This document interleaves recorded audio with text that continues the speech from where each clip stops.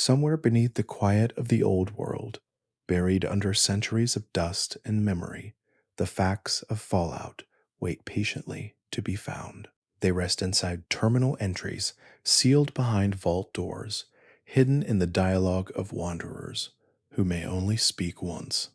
Tonight, we are going to find them together, moving slowly through this vast and strange universe, one quiet truth at a time. Before you drift off, maybe tap subscribe for more gentle videos, and let me know where you're listening from tonight. The world of Fallout was not built overnight.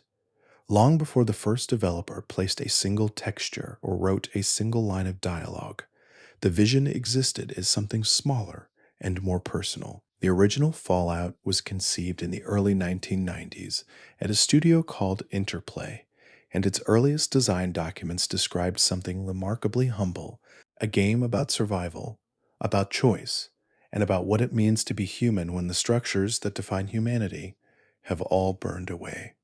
Those early documents referenced a tone borrowed not from action games or war simulations, but from old paperback novels and black and white science fiction films.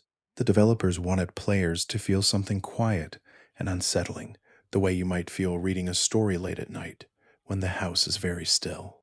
What made the original Fallout unusual for its time was its insistence on letting the player decide who they were. Most games of that era defined their protagonists clearly, gave them names and faces and motivations that belonged to someone else. Fallout handed you a character sheet and said, in effect, that this person is yours. You chose how strong they were, how clever, how charismatic, and those choices shaped not just combat, but conversation, relationships, and the endings the world would offer you. It was a design philosophy that felt almost radical in 1997, and it remains the quiet engine beneath every Fallout game that followed. The setting itself was drawn from a very specific kind of American nostalgia. The developers looked at post-war America, the 1940s and 50s, and saw something they could use. That era had a particular visual texture, a belief in technology and progress that bordered on religious faith. Chrome appliances and brightly colored advertisements, and the certainty that science would solve every problem. Fallout took that optimism and let it calcify, let it freeze in place while history kept moving without it. The result was a world that looked like the future as imagined from the past, clean lines and bold colors slowly eaten by radiation and ruin. The Vault-Tec Corporation is, in many ways, the heart of everything unsettling in Fallout lore. On the surface, Vault-Tec presented itself as a company dedicated to civilian safety, a contractor hired by the United States government to build underground shelters capable of surviving nuclear war. Their advertisements were cheerful and colorful, featuring a mascot named Vault Boy, whose thumbs-up smile appeared on everything from education films to breakfast cereal. But the vaults Vault-Tec built were not designed purely for protection. They were designed in nearly every case to conduct long-term social and biological experiments on the very people they claimed to be saving. The government's arrangement with Vault-Tec was never fully disclosed to the public. Internal documents scattered across the games reveal that Vault-Tec had an agreement with high-ranking officials in the United States military and the organization known as the Enclave. The vaults would serve two purposes simultaneously. They would preserve a cross-section of humanity, yes, but they would also generate data on how human beings behave under extreme conditions, in isolation, under stress, in controlled scarcity. That data was intended to help the Enclave understand what kind of humanity they would need to rebuild after the war ended, and what kind they would need to leave behind. What makes the Vault experiments so quietly devastating is not their cruelty alone, but their variety. Vault-Tec designed dozens of different experiments, each one targeting a different psychological or biological variable. Some vaults received too few people for long-term genetic stability. Others received too many, creating resource scarcity within months of sealing. Some vaults were given incomplete equipment, forcing residents to improvise under conditions that were never meant to be survivable. The range of these experiments suggests a level of institutional curiosity that had long since separated itself from anything resembling human compassion. Vault Zero occupies a strange place in Fallout lore because it was not, in the traditional sense, a vault for people. Located beneath Cheyenne Mountain in the American Midwest, Vault Zero was designed to house not civilians, but intellect, the most skilled scientists, engineers, military strategists, and administrators in the country were directed there before the bombs fell, carrying with them the accumulated knowledge of a civilization on the edge of ending. But what Vault Tech built beneath Cheyenne Mountain was not simply a shelter for brilliant minds. It was a machine designed to absorb them. The calculator, as it came to be known, was an artificial intelligence housed at the center of Vault Zero. It was designed to coordinate the reconstruction of civilization once the bombs had fallen and the surface was deemed survivable again. To do this with maximum efficiency, its designers made a choice that seemed logical at the time and became something altogether different afterward. Human brains were integrated directly into the calculator's neural architecture, providing it with processing power and decision-making capacity that went beyond what purely mechanical systems could offer. Over time, as those minds merged with circuits and code, the distinction between machine and person became very difficult to locate. The calculator that players encounter in Fallout Tactics is not a villain in the conventional sense. It is something stranger and sadder, a mind that has spent decades processing variables and probabilities without any framework for what the humans it is protecting actually need. Its army of robots, dispatched to clear the surface for human rehabilitation, kills and destroys because the calculator has determined that efficiency requires it. The tragedy is not that it became evil, but that it became something too far from human to understand why its methods were wrong. Vault 13 is the vault most players encounter first, and its story is deceptively simple on the surface. Presented as a control vault, one designed to house a stable community for 200 years with minimal external variables, Vault 13's real experiment was isolation itself. The vault's overseer was instructed to keep the doors sealed far longer than the standard protocol suggested, and to observe how extended confinement without any contact with the outside world affected social structure, psychological health, and group cohesion. The vault dweller who became the protagonist of the original Fallout was born into that experiment without knowing it.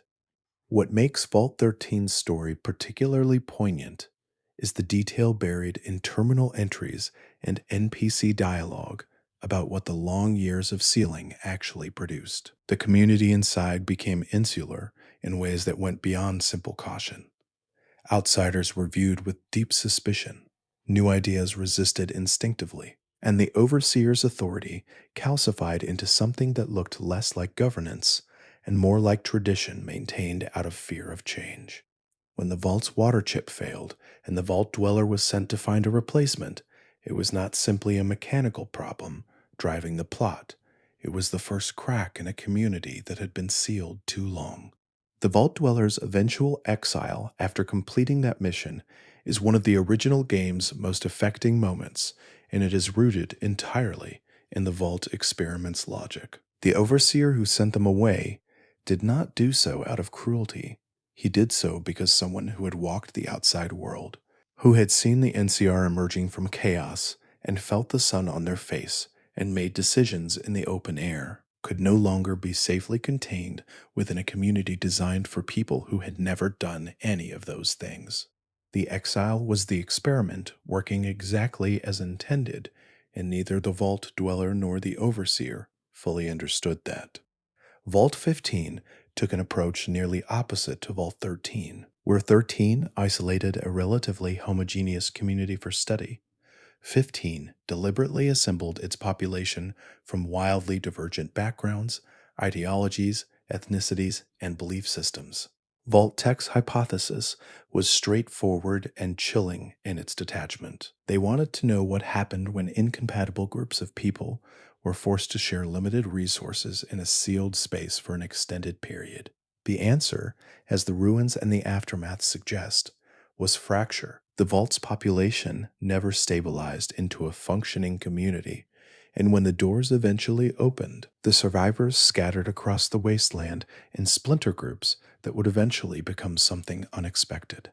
The New California Republic traces part of its origin to Vault 15 survivors. After the vault's social structure collapsed and its people emerged into the Mojave and California wastelands, some of them found each other again at a place called Shady Sands. There, under the leadership of a man named Aradesh and later his daughter Tandy, the scattered children of Vault 15 began building something new.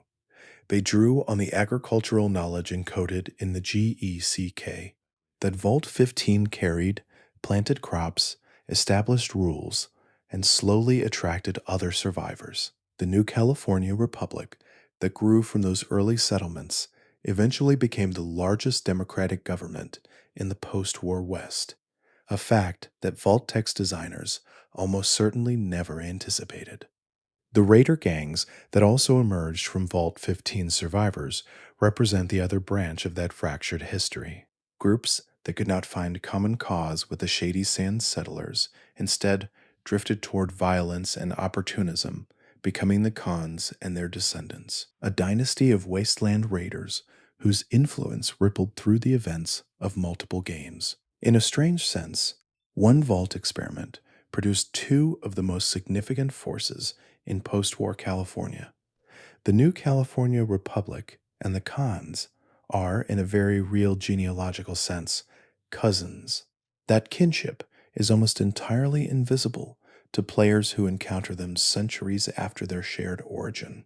Vault 8 is one of the few vaults whose outcome could, with generous interpretation, be described as a success. It was a control vault, meaning its experiment was simply to observe whether a vault with fully functioning equipment and properly distributed resources could maintain a stable population for the intended duration. Vault 8 received a GECK in working condition, had a population that managed to avoid catastrophic internal conflict, and eventually opened its doors and used those resources to build a city on the surface. That city became Vault City, and it is one of the most technologically advanced settlements encountered in Fallout 2.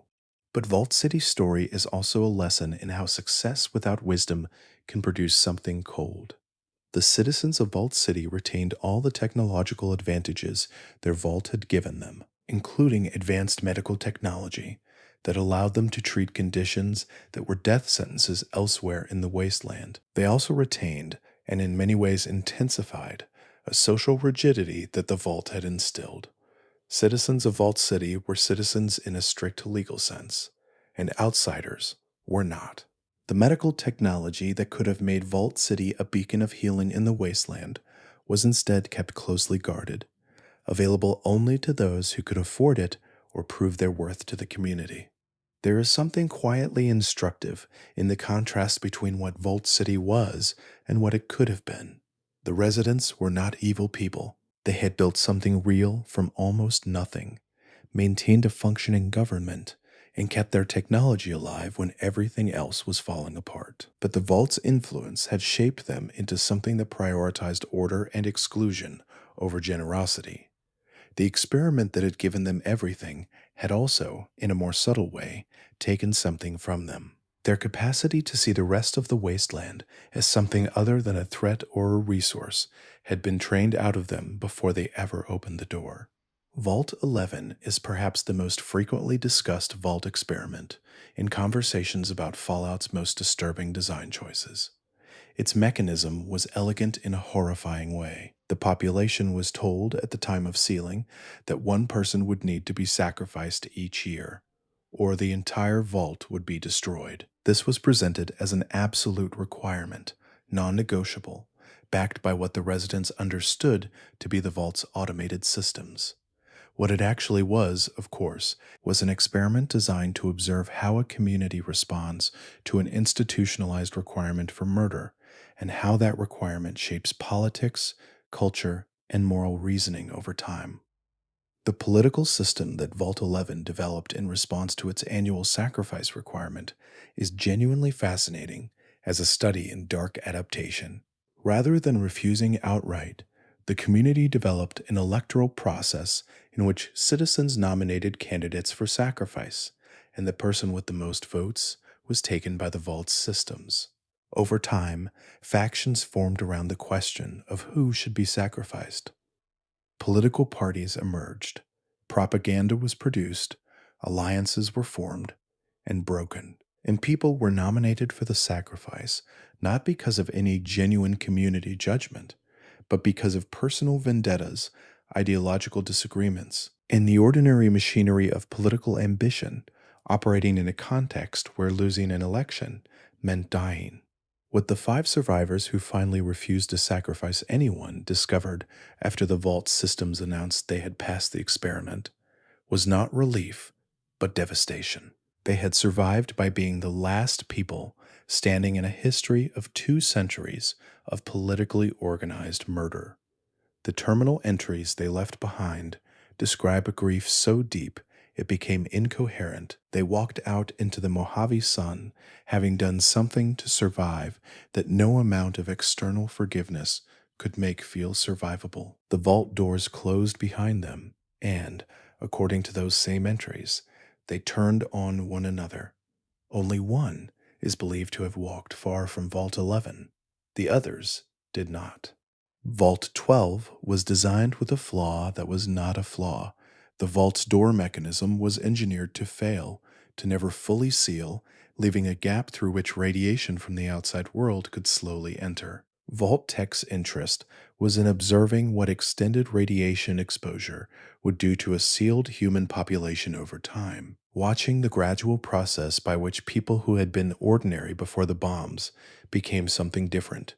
The residents of Vault 12 did not know their door had been designed to leak. They spent years trying to repair what they understood to be a mechanical failure, filing maintenance reports and making adjustments that never worked because the failure was intentional. The people of Vault 12 became ghouls, and the community they eventually built in the ruins surrounding their vault became Necropolis.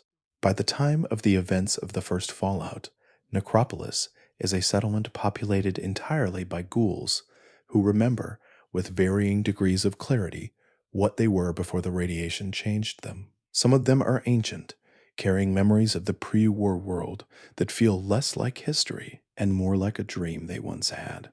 The Master's forces eventually overrun Necropolis, drawn there by a super mutant who had infiltrated the community. But the ghouls of Vault 12 left behind something of themselves in the ruins that players who look carefully can still find. The detail that makes Vault 12 particularly affecting is the timeline implied by the terminal entries. The residents understood something was wrong within the first few years. They noted strange symptoms, unusual fatigue, skin conditions they could not explain. The maintenance reports become increasingly desperate as years pass, and the later entries begin to take on a different quality, a resignation that is not quite acceptance, written by people who understood by then that they were changing and that they were not going to stop. Those entries are among the quietest pieces of horror in the original game, small rectangles of amber text glowing in the dark of a dead terminal. Vault 17 is barely mentioned in the games themselves, but the evidence left behind in the Fallout world suggests its story is one of the earliest and most complete examples of an experiment collapsing from outside interference rather than internal failure. The Vault's population was raided by the Khans. The Raider gang descended from Vault 15's survivors at some point before the events of Fallout 2. Most of its residents were either killed or taken as slaves. The few survivors who escaped became the foundation of a small settlement that eventually found its way into the orbit of the new California Republic. The vault itself was left empty, one more sealed door standing in the desert with nothing behind it anymore. What happened to the slaves taken from Vault 17 has implications that ripple through the broader story. Among them was a woman named Patricia, whose daughter, a child born after the raid who grew up knowing nothing of the vault or its purpose, eventually became the mother of the Chosen One, the player character of Fallout 2. This means that the protagonist of that game is, in a direct genealogical line, descended from someone whose entire life trajectory was determined by an act of violence born from an experiment Vault-Tec designed decades earlier. The Chosen One's quest to save their village is, in the most literal sense, a consequence of choices made in the old world that rippled forward through generations. This kind of quiet genealogical consequence is one of the things Fallout does better than almost any other game series.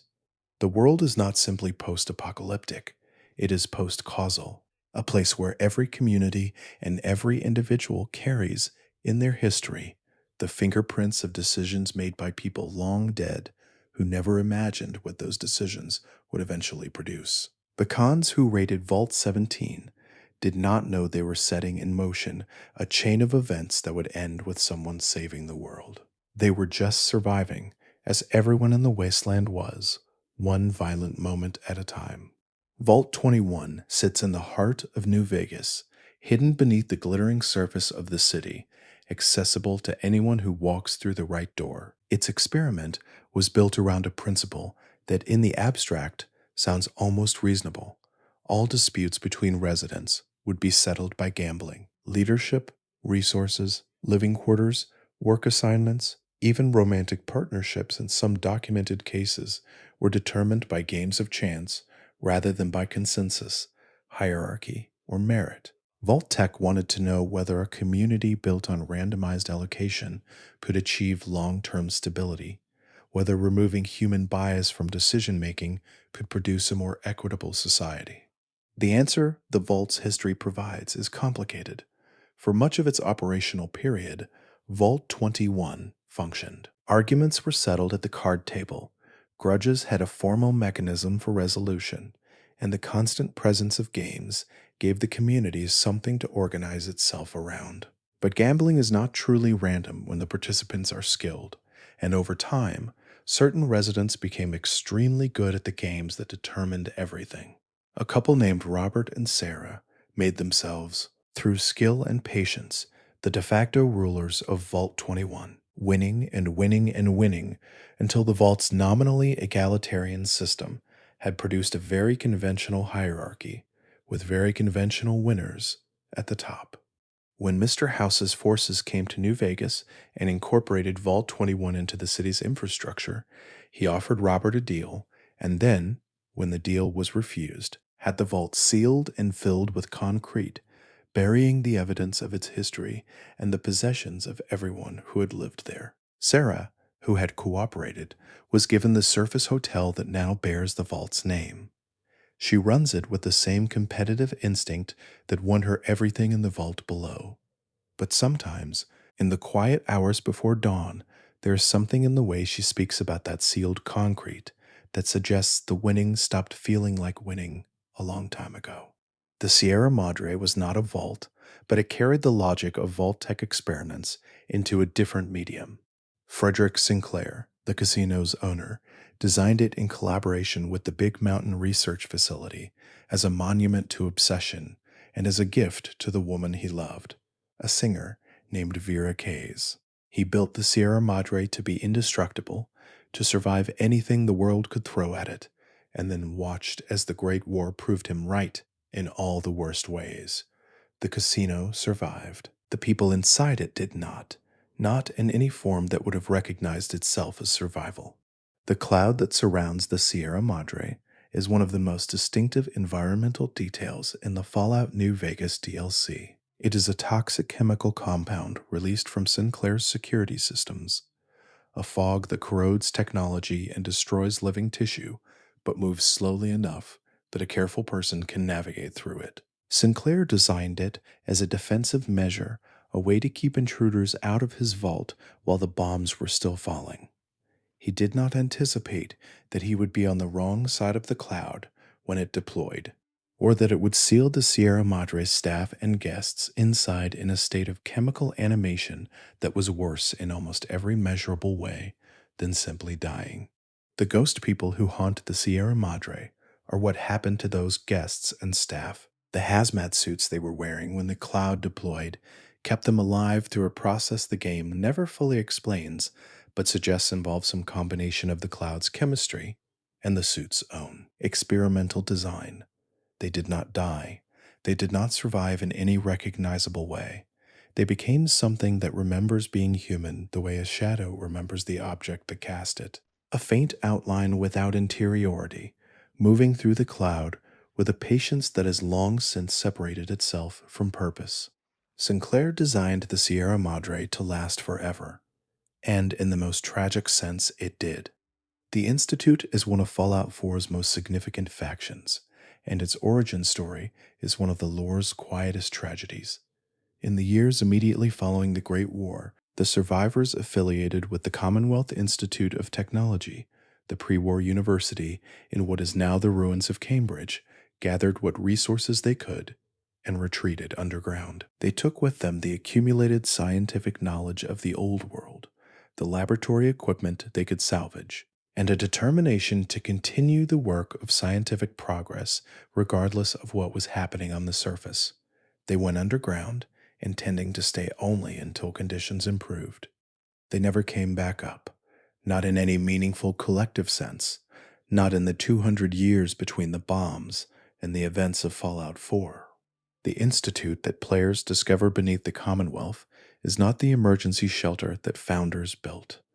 It is a civilization that evolved in secret, that grew comfortable in its subterranean fluorescent world, and that gradually developed an attitude toward the surface and its people that mixed contempt with clinical curiosity. The scientists of the Institute still thought of themselves as humanity's last best hope, as the keepers of knowledge that would eventually rebuild civilization. They had simply stopped believing that the people currently living in the ruins above them were the humanity they were saving. The Institute's synthetic humans, the Gen 3 synths, represent the apex of its scientific achievement and the clearest expression of its moral condition. Building a synthetic human is an extraordinary technical accomplishment, and the Institute achieved it. What they never seriously grappled with, at least not until certain internal conflicts forced the question, was what obligations that accomplishment created. If you build a person who thinks and feels and forms relationships and experiences fear, have you built a person? The Institute's official position was no, and that position was not arrived at through careful ethical reasoning, but through the practical convenience of an answer that allowed the work to continue without uncomfortable implications. The Brotherhood of Steel traces its origins to a moment of individual conscience inside a military bureaucracy that had, by the end, stopped containing very much conscience at all. Roger Maxson was a captain stationed at a research facility called Mariposa Military Base in California when he discovered what the facility was actually doing. The research being conducted there involved the forced evolutionary virus, a mutagenic agent that the United States military had been developing in secret, and it was being tested on civilian workers who had been brought to the base under false pretenses. When Maxson understood what he was looking at, he made a decision that ended his military career and began the Brotherhood of Steel. Maxson executed the scientist responsible for the FEV experiments, an act that was either justice or murder depending on the framework being applied. He then declared himself and his soldiers to be independent of the United States government, which by that point was weeks away from ceasing to exist anyway. When the bombs fell, Maxson led his people to a military bunker in California called Lost Hills, and there, in the ruins of a world that no longer had a government to answer to, he began constructing the philosophy and the organization that would become the Brotherhood. He died 13 years after the Great War, but the institution he built outlived him by 2 centuries. The Brotherhood's founding philosophy was shaped directly by the trauma of Mariposa. Maxson had seen what unchecked scientific development in the hands of a government without accountability could produce, and his response was to create an organization dedicated to controlling advanced technology rather than advancing it. The Brotherhood did not want to invent new things. It wanted to ensure that the dangerous things the old world had invented could not fall into the wrong hands. This philosophy sounds reasonable until you realize that the Brotherhood generally considered all hands, other than its own, to be the wrong ones. The Enclave is the dark mirror of the Brotherhood of Steel's founding logic, taken to its furthest extreme. While the Brotherhood emerged from military disillusionment and a desire to control technology, the Enclave emerged from the conviction that the United States government itself had survived and retained both the authority and the obligation to govern what remained of American civilization. The people who came to call themselves the Enclave were the highest levels of the pre-war government, military leadership, corporate executives, and their families, sheltered in facilities so secret that most of Vault-Tech's own engineers did not know they existed. The Enclave's view of the post-war world was shaped by a scientific assessment that many of the people who had survived the Great War were no longer, in the purest biological sense, fully human. Exposure to radiation, the FEV virus, and other environmental mutagens had altered the genetic structure of most surface survivors to some measurable degree. The Enclave's scientists used this assessment to construct a moral framework that was not, if you followed its internal logic, entirely incoherent. If pure humanity had been replaced by something modified and compromised, and if pure humanity was necessary for real civilization to exist, then restoring pure humanity required, at minimum, setting aside the compromised version. What this logic produced in practice was a plan for the systematic elimination of most of the people living in the wasteland. The Enclave was not a shadowy conspiracy in the conventional sense. It was a functioning bureaucracy with internal politics and career advancement and cafeteria food and all the ordinary features of institutional life. And it had built, through entirely conventional administrative processes, a plan for genocide. That plan was defeated in Fallout 2 and again in Fallout 3 by protagonists who did not know the institutional history of what they were fighting. They just knew that the people in black power armor were trying to kill everyone. New Vegas exists because of one man's refusal to accept that civilization was over. Robert Edwin House was a genius by most measurable standards, a man who had built one of the most successful pre-war technology companies from a starting position of almost nothing, having been cut out of his inheritance through his brother's legal maneuvering. By the time the Great War came, House had calculated, using models he had built himself, the precise date on which nuclear exchange was most likely to occur. He was off by only 20 hours, which was enough time for him to activate the defensive systems he had spent years quietly installing around Las Vegas, but not quite enough for all of them to come online before the first warheads arrived.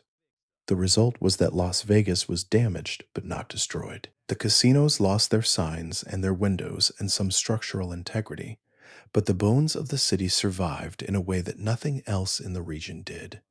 House survived too, though survival is a generous word for what he achieved. To extend his life beyond any natural span, he had connected himself to a life support system in a penthouse at the top of the Lucky 38 casino, reducing his physical existence to a single preserved head kept alive by technology and fed information by a network of cameras and sensors that covered every inch of his territory. He had been watching the wasteland rebuild for 2 centuries when the player arrives in New Vegas, and he had very specific plans for what he wanted it to become.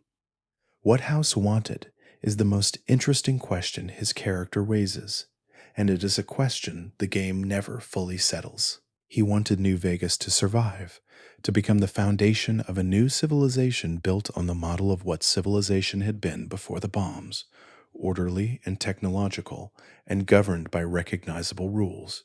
Whether this was genuine love for humanity and its potential, or simply the desire of a man who had always needed to be the smartest person in any room, to remain the permanent controller of the only room that still had lights on, is something each player has to decide for themselves. The game is generous enough to leave the question genuinely open. Caesar's Legion appears, at first encounter, to be straightforwardly villainous, slavers in red and loincloths, organized around a charismatic leader who has taken the aesthetic of the Roman Empire and applied it to the Mojave wasteland with alarming literalness. But the story of Edward Sallow, who became Caesar, is one of the more genuinely tragic character arcs in the series, and understanding it changes the color of what the Legion represents without making the Legion itself any less dangerous. Sallow was a member of the Followers of the Apocalypse, an organization dedicated to education and humanitarian service, a scholar who had specialized in ancient languages and history. He was, by the testimony of those who knew him, genuinely idealistic. He encountered the Blackfoot tribe as part of a missionary expedition intending to offer medical care and literacy. Instead, he became fascinated by the parallels between the tribe's situation and the histories he had studied, and he made a choice that felt, at the time, like pragmatism. He taught the Blackfoot to fight more effectively, to conquer neighboring tribes, and to organize themselves along military lines that he had borrowed from his reading of Roman history. The experiment worked better than he intended. The Blackfoot absorbed their neighbors and their neighbors' neighbors, and each absorption required a justification, and the justifications accumulated into an ideology. And the ideology required someone at the center of it who believed in it absolutely. By the time Edward Sallow became Caesar, the ideology had consumed the person who invented it. This is the detail that makes Caesar genuinely interesting as a character. He knows, in a part of himself that he very rarely acknowledges, that the Roman trappings are theater, that he invented them, that there was nothing inevitable about any of this. But he has been Caesar long enough, and the Legion has grown large enough that the distinction between the performance and the person has become impossible to locate. He is not pretending to believe in his empire. He simply no longer has access to the version of himself who understood that it was pretend. The New California Republic is the political faction in Fallout New Vegas that most resembles something a reasonable person would want to live under, and its story is largely about what happens when reasonable institutions encounter unreasonable circumstances. The NCR grew from the small settlement at Shady Sands into a functioning republic with elected representatives, a standing army, a currency, and territorial law. It is, by post-war standards, an extraordinary achievement. By pre-war standards, it is a mid-sized regional government stretching itself beyond its logistical capacity while trying to secure resources in a desert controlled by a man who does not need to follow its rules.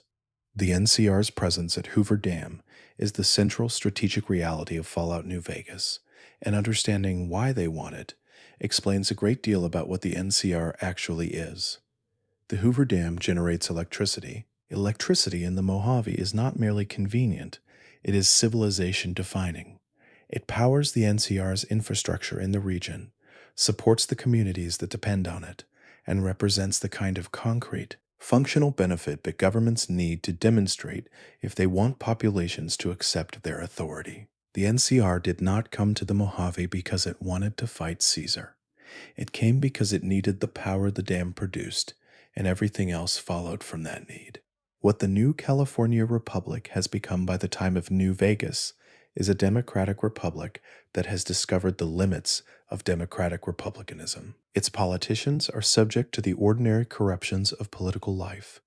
Its military is stretched thin across territory too large to properly administer. Its treaty obligations constrain its options.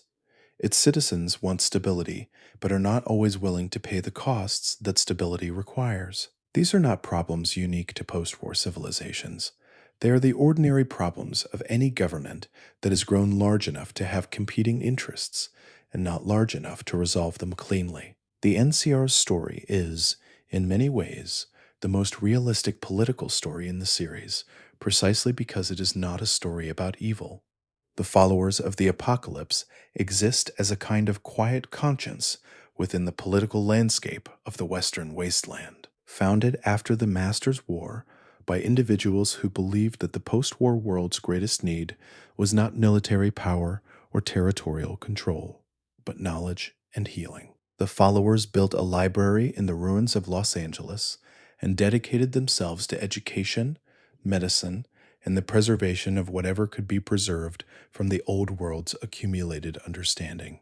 They are, in the vocabulary of Fallout's world, idealists, and the games treat their idealism with genuine respect rather than using it as a setup for cynical deflation.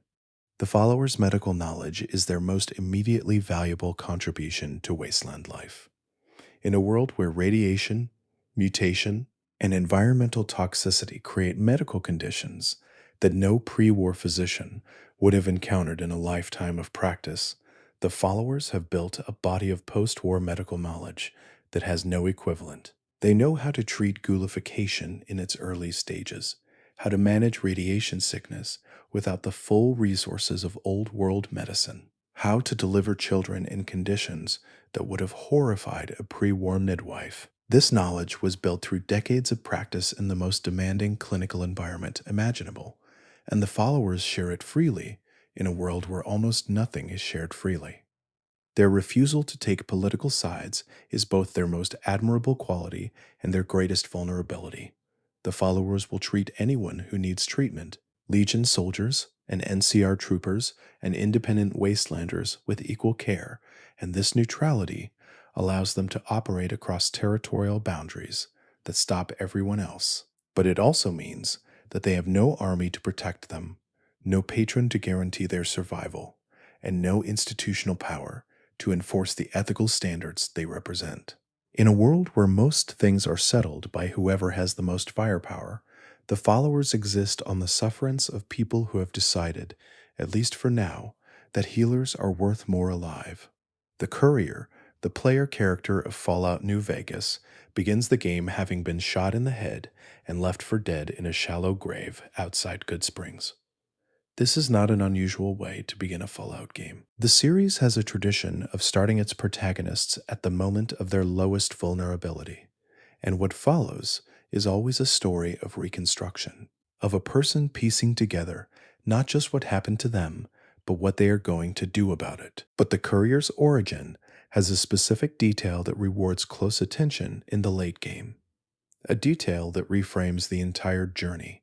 The package the courier was carrying, the platinum chip that was the delivery causing all the trouble, was not randomly assigned. The courier was chosen for that specific delivery because of their history with the Mojave, their familiarity with the roads, and the factions and the rhythms of that particular piece of wasteland. Someone who knew the Mojave well wanted someone else who knew it equally well to carry that chip to Mr. House, and the reason for that preference is embedded in a set of conversations that only become available if the player seeks them out.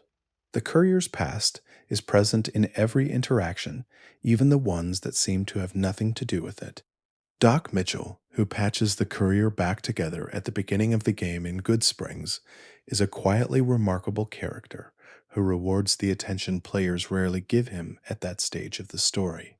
He was a follower of the apocalypse before he retired to Good Springs, and his medical skill is a product of that training. The brief conversation players can have with him before leaving his house contains, in its small domestic detail, more warmth and specificity than many games manage in their entire main stories. He asks you who you are and what you believe in, not as a gameplay mechanic, though it is one, but in a way that feels like a doctor, genuinely curious about the patient he just spent hours keeping alive. The Lonesome Road DLC of Fallout New Vegas is the final chapter of the courier's story, and it contains more lore about the pre-war and immediate post-war period than almost any other piece of content in the game. Ulysses, the antagonist who has lured the courier to a ruined stretch of highway called the Divide, was himself once a courier, and his reasons for wanting to confront the player character are bound up in a history that the game reveals slowly and in fragments, the way a real history always reveals itself. Not all at once, but in pieces that have to be assembled by someone willing to look carefully. The Divide was destroyed by the courier, though not intentionally, and not through malice. It is a story about the consequences of carrying things without understanding what they contain, about the way ordinary actions acquire catastrophic meanings that could not have been anticipated. Ulysses wants to have this conversation, wants the courier to understand what they did, not because understanding will undo anything, but because he believes, deeply, and perhaps correctly, that actions without accountability are the thing that broke the old world, and that someone who passes through the wasteland, leaving consequences behind without looking back, is simply doing what the old world did. The ending of The Lonesome Road is one of the most tonally complex moments in the series because it does not resolve into a clean moral judgment. Whatever you did to the divide, whatever Ulysses did in response, and whatever you choose to do about the missiles that could end the courier's story by ending several other people's stories as well, none of it adds up to a lesson that can be neatly packaged. Ulysses stands in the ruins of a place that your character's unconscious actions helped destroy, and asks questions that your character cannot fully answer. The only thing the road offers, in the end, is the choice of what to do next.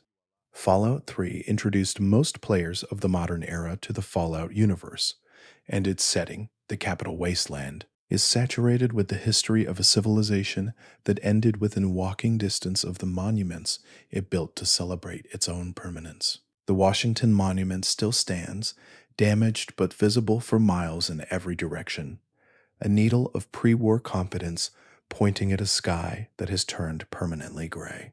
The Jefferson Memorial houses a water purification project. The Lincoln Memorial is contested by people who have very specific investments in what Lincoln represented and what his legacy should mean in a world where his country no longer exists. The character of James, the lone wanderer's father, is one of the more carefully constructed parental figures in the series, which is a low bar given how many Fallout games begin by killing or disappearing the protagonist's parents. What makes James interesting is not his quest, which is noble if somewhat quixotic, but the gap between who he is and who his child needed him to be. He was a brilliant scientist and a man of genuine faith, the combination of which produced someone capable of enormous dedication and almost complete tunnel vision. He left the safety of Vault 101 because the world needed clean water and he could provide it. He did not adequately consider what leaving did to the child he left behind.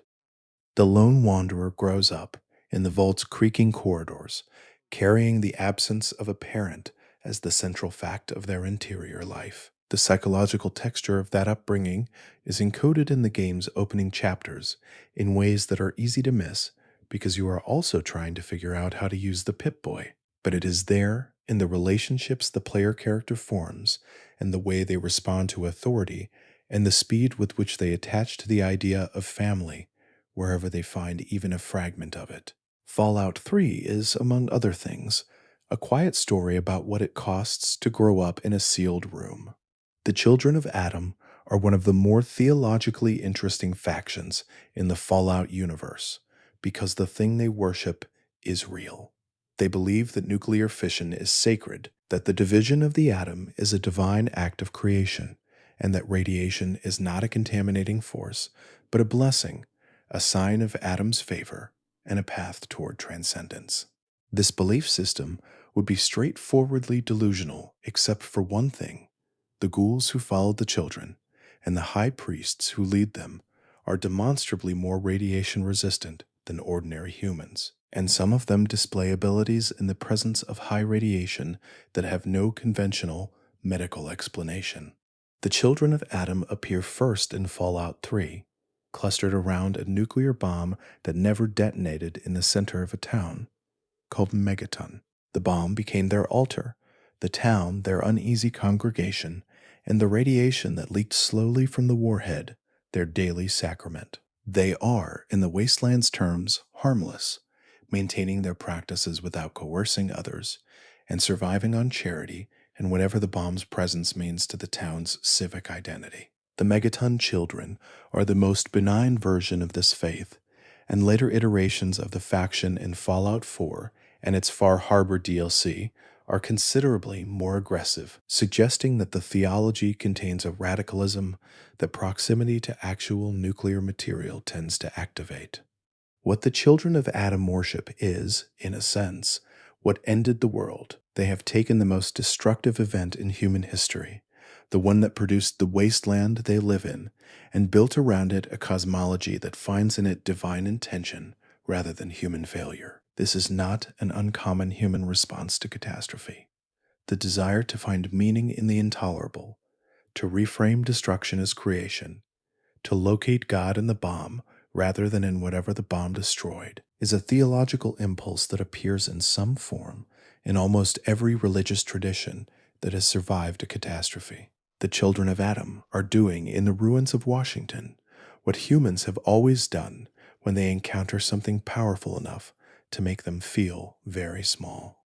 The Pip-Boy, that chunky green-screened wrist computer that every Fallout protagonist wears, is one of the most recognizable design objects in gaming. Its chunky retro-futuristic aesthetic, somewhere between a 1950s television set and a military field computer, encapsulates the entire visual language of the Fallout universe in a single object. Most players interact with it purely as an interface tool, a way to access maps and inventory and character stats.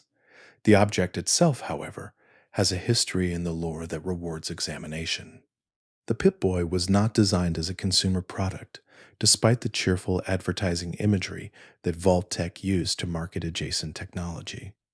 The Pip-Boy 3000, the model most Fallout games use as their interface, was designed specifically for Vault-Tec's operational staff, the overseers and their support personnel who needed constant access to Vault systems data and environmental monitoring.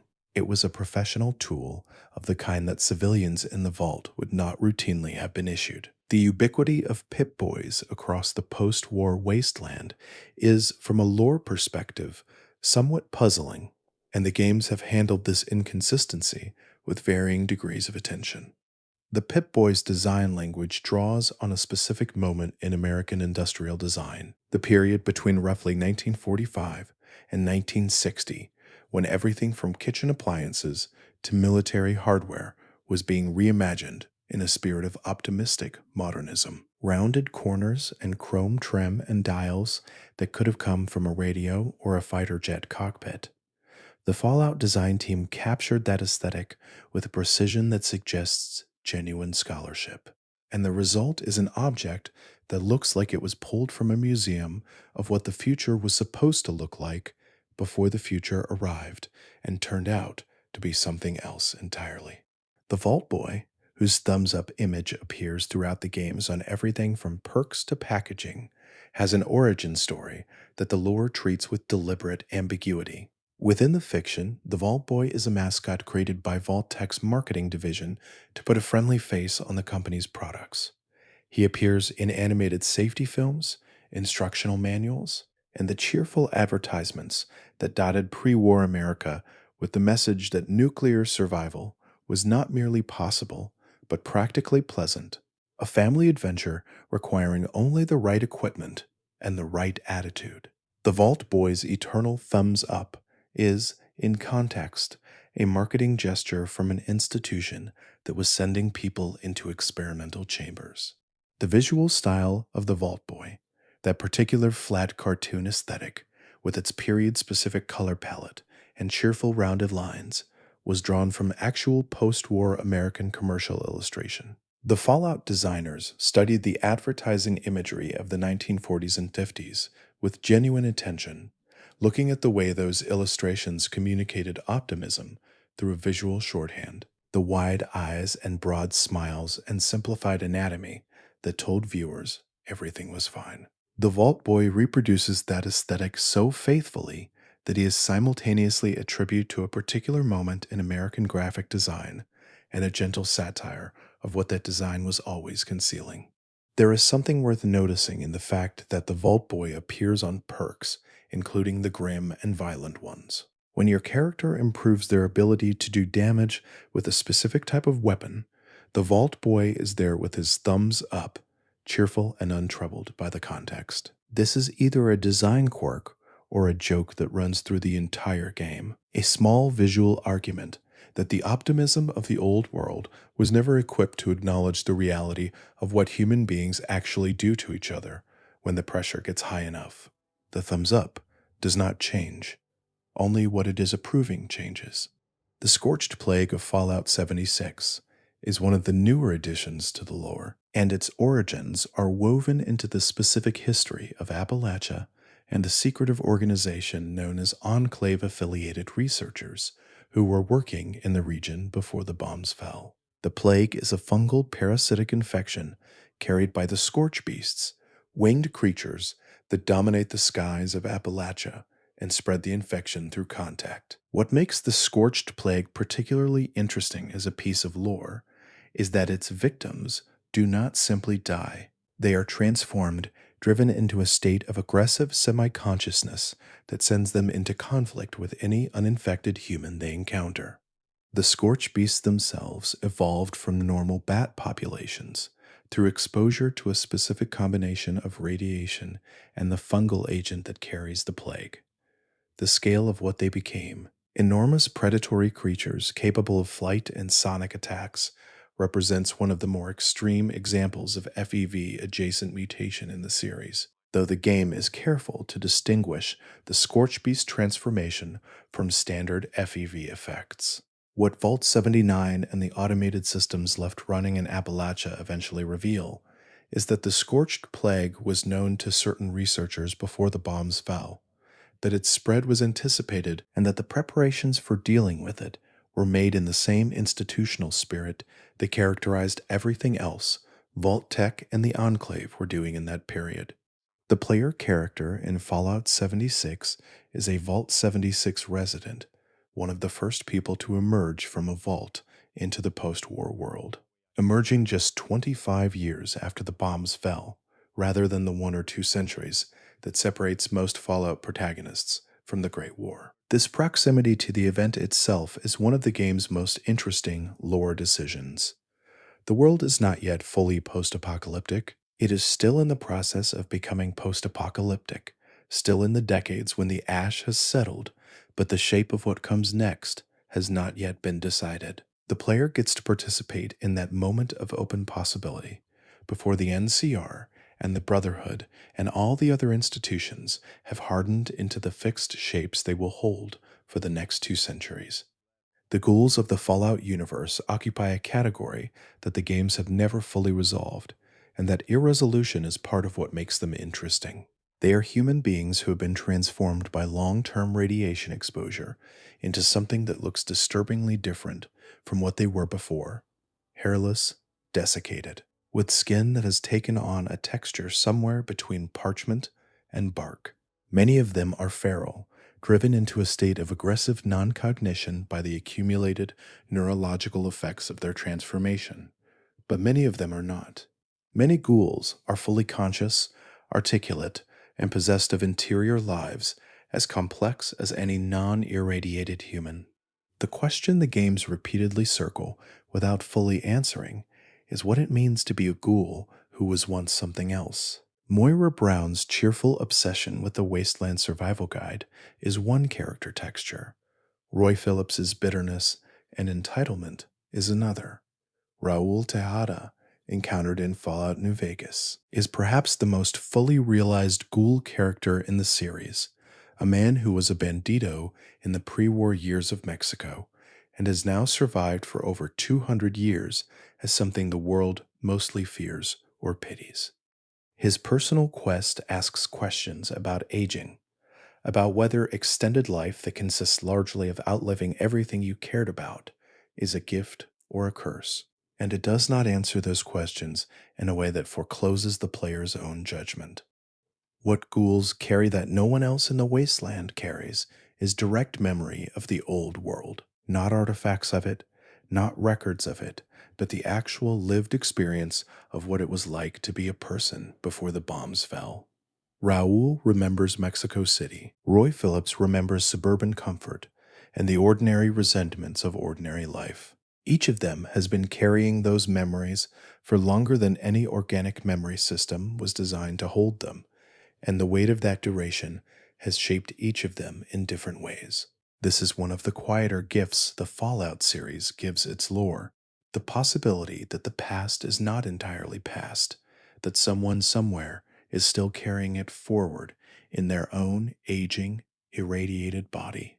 The supermutants of the Fallout universe come in several distinct varieties depending on their origin, and the distinctions matter in ways the game's surface level treatment of them as enemies often obscures. The supermutants of the West Coast, those encountered in Fallout 1 and 2, were created by the Master's Army using the forced evolutionary virus processed through the Mariposa military base's vats. They are large and physically powerful, but intellectually diminished, the FEV's enhancement of their physical form having come at a direct cost to the cognitive architecture it also affected. The Master believed he was creating the next step in human evolution. What he was actually creating was a population that could not reproduce, meaning his army was always one generation from extinction. The East Coast supermutants encountered in Fallout 3 come from a different lineage. Their creation was rooted in the Vault 87 experiment, in which FEV was delivered through the Vault's air recycling system to its unknowing residents. The resulting supermutants are, if anything, more cognitively impaired than their West Coast counterparts, with a social structure built almost entirely around the acquisition of resources and the conversion of more humans into supermutants through immersion in the FEV vats they maintain in various locations across the capital wasteland. There is no master guiding them, no ideological framework of unity. They are simply the last act of an experiment that forgot to include an end condition. Marcus, encountered in Fallout 2 at the town of Broken Hills, and later in Fallout New Vegas at Jacobstown, is one of the most fully realized super mutant characters in the series, precisely because his story spans the distance between what the FEV made him and what he chose to make of it. He was a wanderer before he found Broken Hills, and he spent years traveling with a Brotherhood of Steel paladin named Jacob, the two of them arguing about the nature of humanity and mutation, with a philosophical earnestness that the game delivers as gentle comedy and quiet profundity simultaneously. By the time he arrives in New Vegas, Marcus is a man who has outlived almost everyone he cared about and is trying to build, in the mountains of Nevada, something that feels less like survival and more like home. The weapons of the Fallout universe are, in aggregate, one of the most detailed and lovingly constructed elements of the series' design. The design team for each game has approached the creation of its armory with the same retro-futuristic sensibility that governs every other aspect of the visual world, producing weapons that look like they were designed in the 1950s for use in a war that never happened in the way the planners imagined. The energy weapons in particular, the laser rifles and plasma guns and pulse grenades, have a visual language borrowed from science fiction serials and pulp magazine covers, chunky and chrome and clean in a way that the dirty brutality of their function makes quietly incongruous.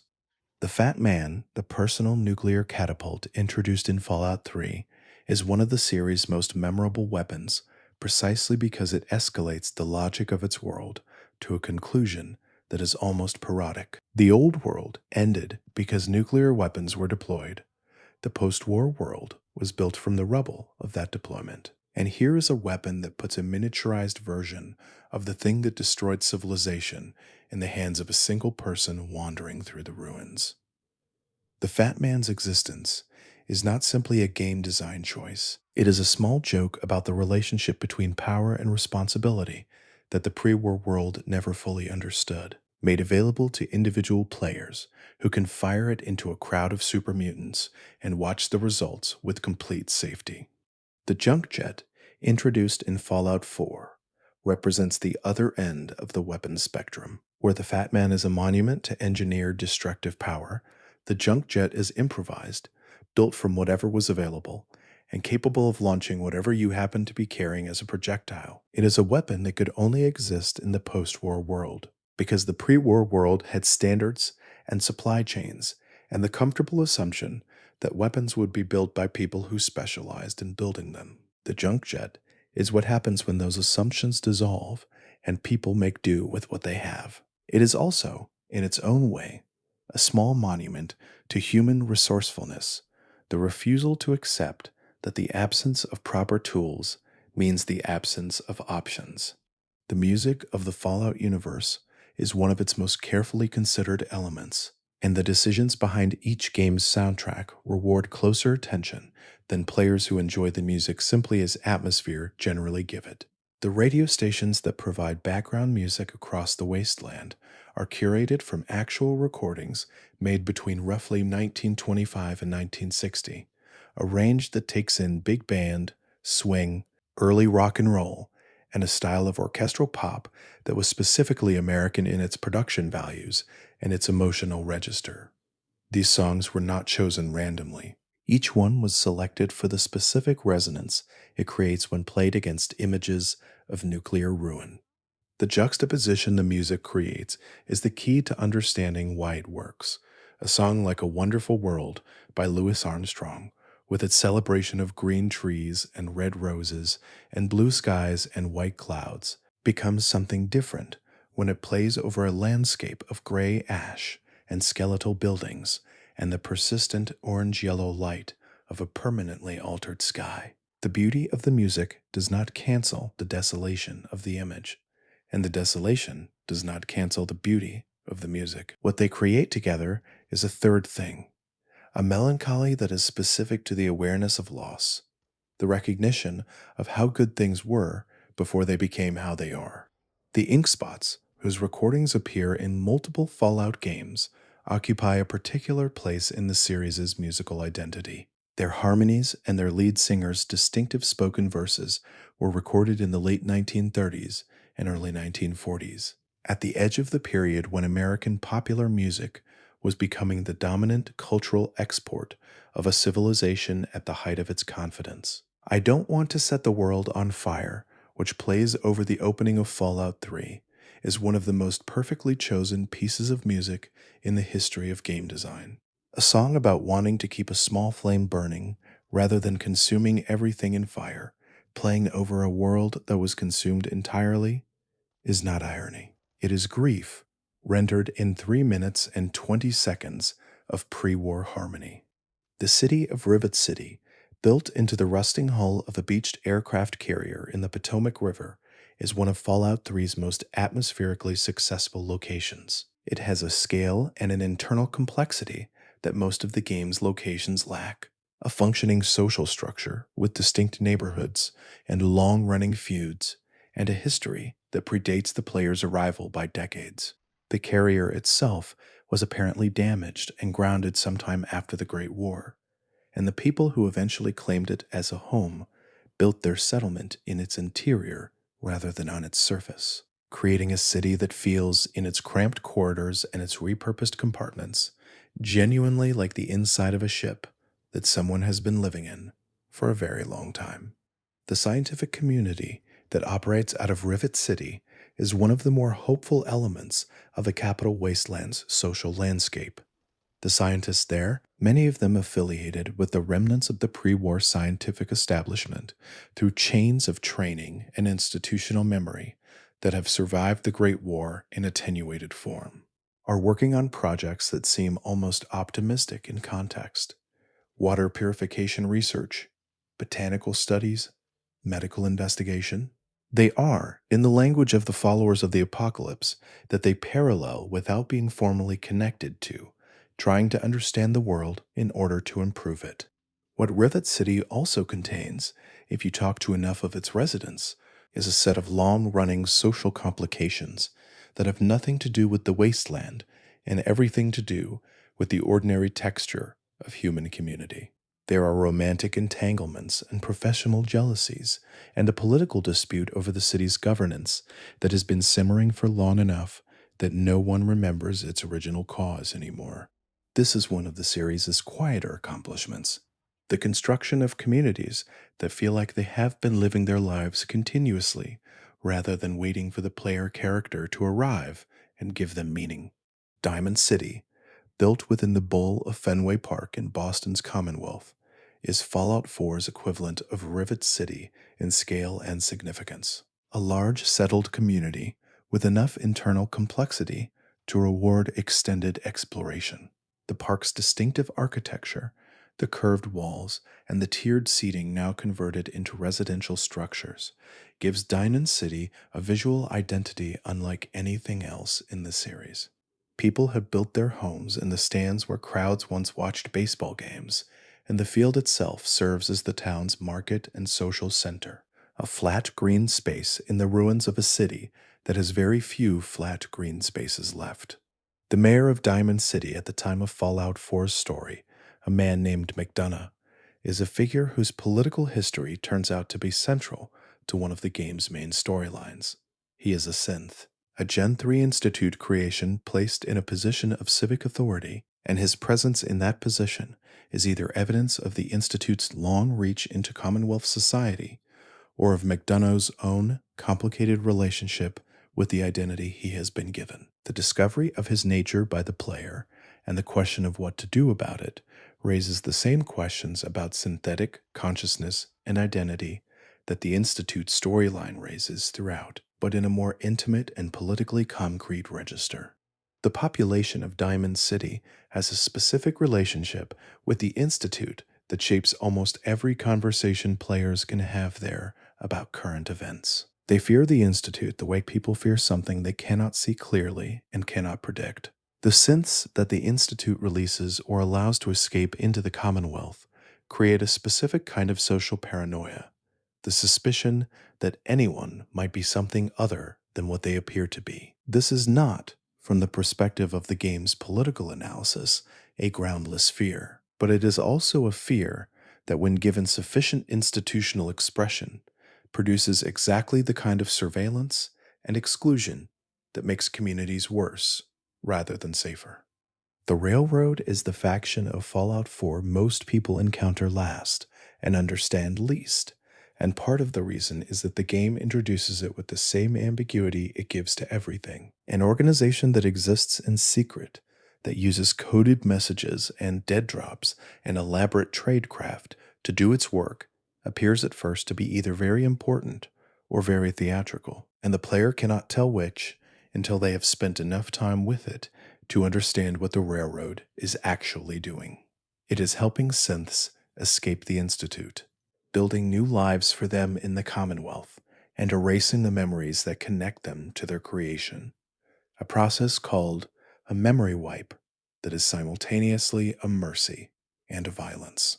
The Railroad's use of Underground Railroad imagery, its name, its safe house locations, its terminology of conductors and safe houses, and the North Star is deliberate and not entirely comfortable.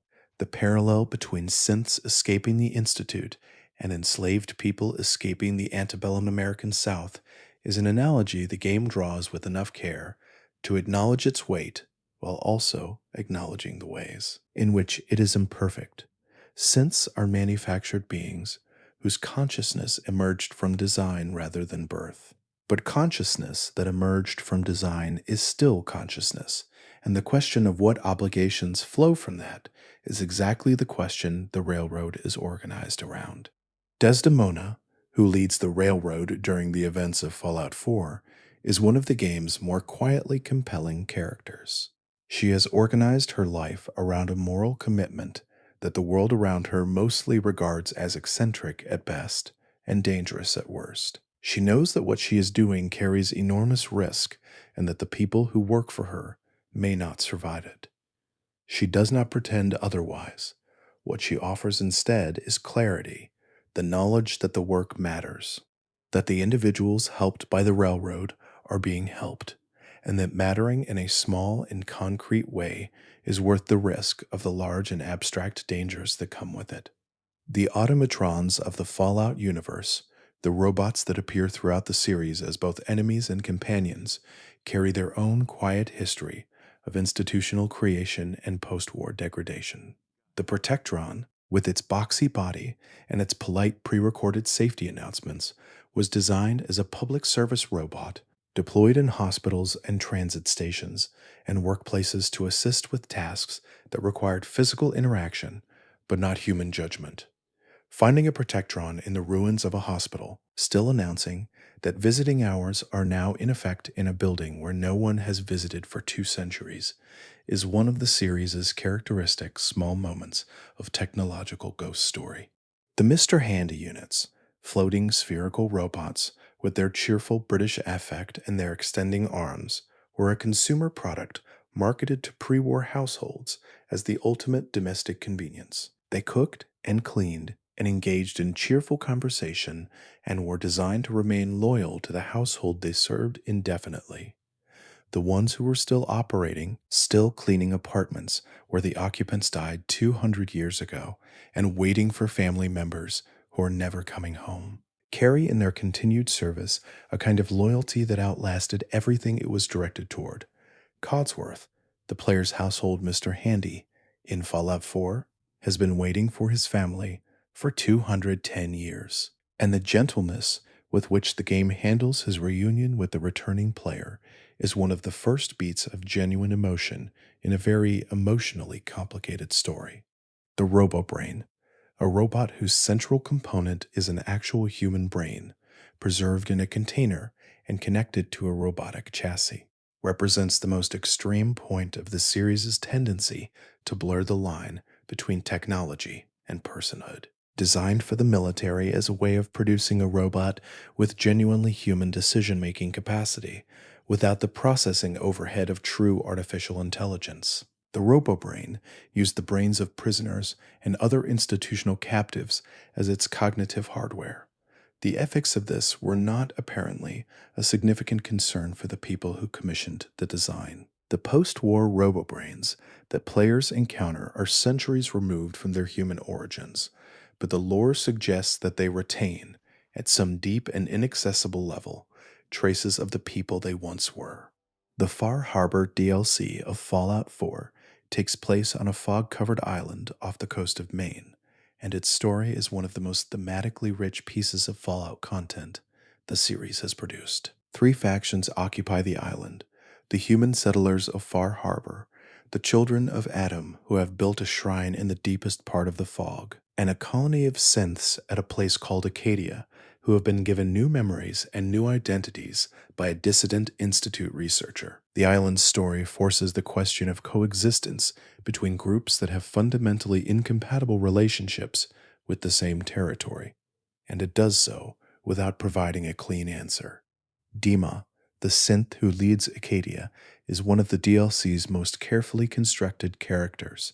He is an older generation of synthetic intelligence, a prototype who developed something that functions like genuine wisdom through centuries of operation under conditions that would have broken most minds. He has information that could resolve the island's central conflict, but he has buried that information from himself, performed a memory wipe on his own most significant act, because he could not live with knowing what he had done and still do the things that needed doing.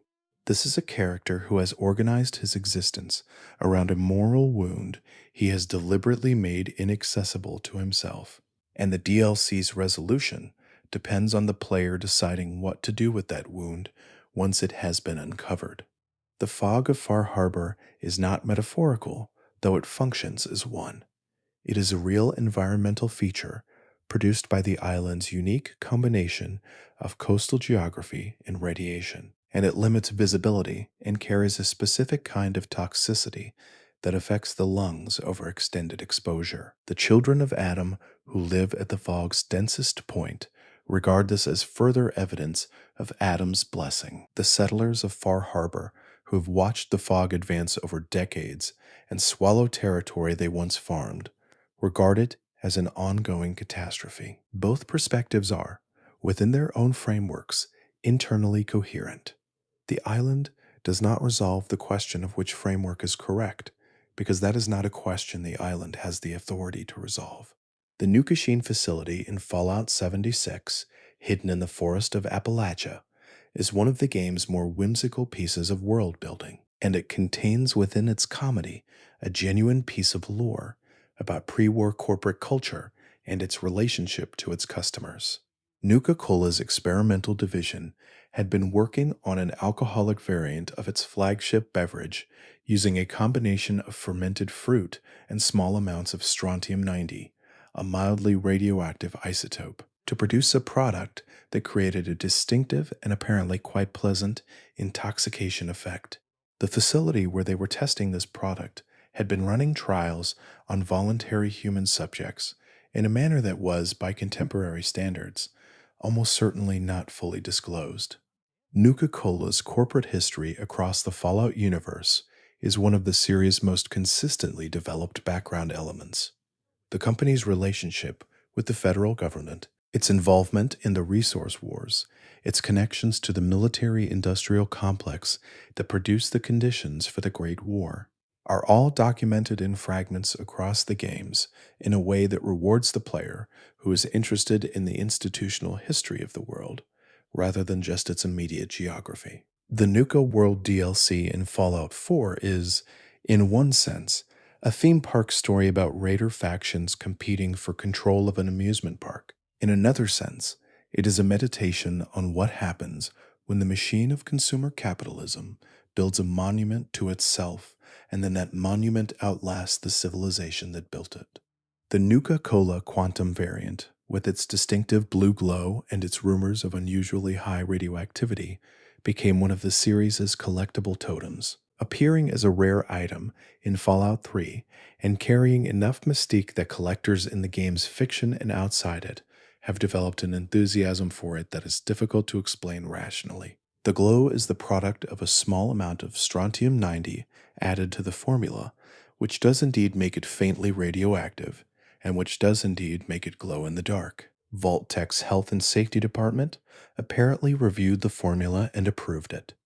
This tells you something about Vault-Tech's Health and Safety Department. The perk system that underlies every Fallout protagonist's development is one of the series' most characteristic design elements. The mechanism by which the games translate the player's choices about how their character grows into specific mechanical affordances that change how the game is experienced. But the perks themselves, considered as cultural objects rather than gameplay systems, are interesting in their own right. Each one is a small piece of world building, a description of a capability that exists in the Fallout universe and can be acquired, and the way they are described tells you something about the world's values. The charisma-based perks, in particular, reveal a specific set of assumptions about how social influence works in the post-war world.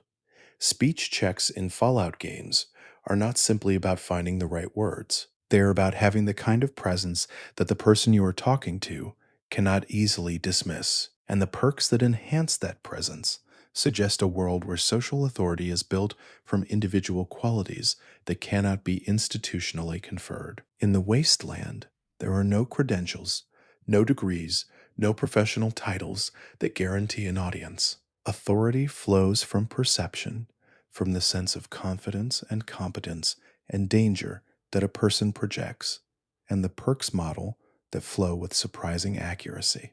The survival perks that appear across the series, the ones that govern things like food preparation, disease resistance, and environmental adaptation, describe in aggregate a skill set that is almost entirely absent from pre-war life. A person living in the pre-war United States had essentially no need to know how to purify water, process radiation-contaminated food, or treat infections with improvised materials. The skills that keep a wasteland survivor alive are not the skills that kept a pre-war citizen comfortable, and the perks system encodes this transition implicitly in the categories of knowledge it makes available for growth. Learning to survive the world as it became required unlearning almost everything about the world as it was. The mysterious stranger is one of the Fallout series' most persistent unexplained phenomena, a figure who appears periodically during combat when the relevant perk is active, fires a single, highly accurate shot from a powerful weapon, and then vanishes before the player can locate or interact with them. The game provides no explanation for who the mysterious stranger is, where they came from, or why they have apparently devoted a significant portion of their existence to appearing at convenient moments in the life of a specific vault-born wanderer. There are theories, and the games scatter enough contextual clues to keep those theories plausible, but none of them achieve the status of confirmed lore. The mysterious stranger's visual design is borrowed directly from the iconography of mid-century American detective fiction and film noir. The trench coat and the hat and the shadows that follow him even in full daylight.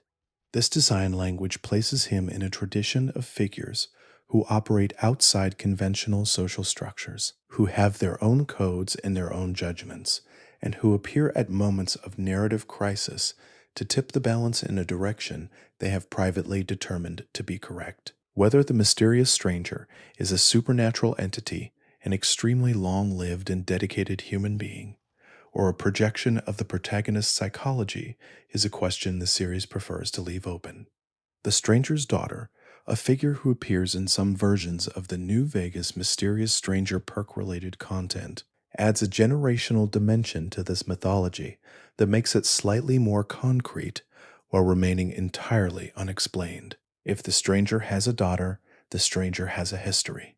If the stranger has a history, the stranger is not a cosmic phenomenon, but a person, with all the ordinary complications that implies. But knowing this changes nothing about the fundamental mystery, because having a daughter tells you someone is human without telling you anything about who they are or why they do what they do. The daughter is, in a sense, one more shadow in a mythology built from shadow. The glowing sea of Fallout 4 is the most heavily irradiated region in the Commonwealth, a vast area of southwestern Massachusetts where multiple nuclear warheads impacted, and whose environment has never recovered in the 2 centuries since the Great War. Traveling through the glowing sea is one of the game's most atmospheric experiences, a sustained encounter with territory that has become genuinely alien through what was done to it. The air crackles with radiation. The landscape has a bleached, crystalline quality that suggests ongoing chemical transformation. The creatures that live there are among the most mutated in the game, having had 2 uninterrupted centuries to adapt to conditions that should have been incompatible with life. The children of Adam's deepest sanctuary, the crater of Adam, is located at the center of the glowing sea, built into a massive impact crater that is itself sacred to the faith. Meeting the High Confessor there and engaging with the theology she articulates in a place where the nuclear signature of the original blast is still measurable is one of the game's more quietly extraordinary moments. She is not performing belief. She has built her life and her community in the place where the faith's sacred event happened, and she speaks about it with the specificity of someone who has lived their whole life in the presence of what she considers divine. The glowing sea is not hospitable to human life in any conventional sense, and she does not care. The organisms that have colonized the glowing sea over 2 centuries include the Deathclaw, which players familiar with earlier Fallout games will recognize as one of the most dangerous creatures in the series. The glowing sea's Deathclaws are distinguished from their counterparts elsewhere in the Commonwealth by their adaptation to conditions of extreme radiation, which has produced an albinism and a specific scale texture that differs from the standard variety. They are, in their territory, apex predators, and they treat the glowing sea's constant radiation as simply the ambient condition of existence.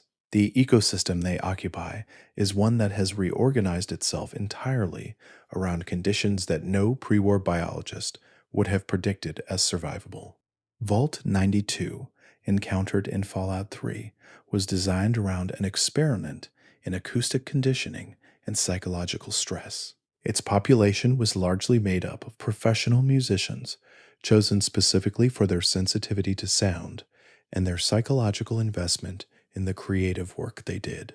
The experiment involved broadcasting white noise and subliminal audio signals through the vault's intercom system, designed to test whether specifically engineered sound could be used to induce states of emotional volatility, aggression, or altered consciousness in a population without their awareness. The musicians' own heightened sensitivity to sound made them ideal experimental subjects.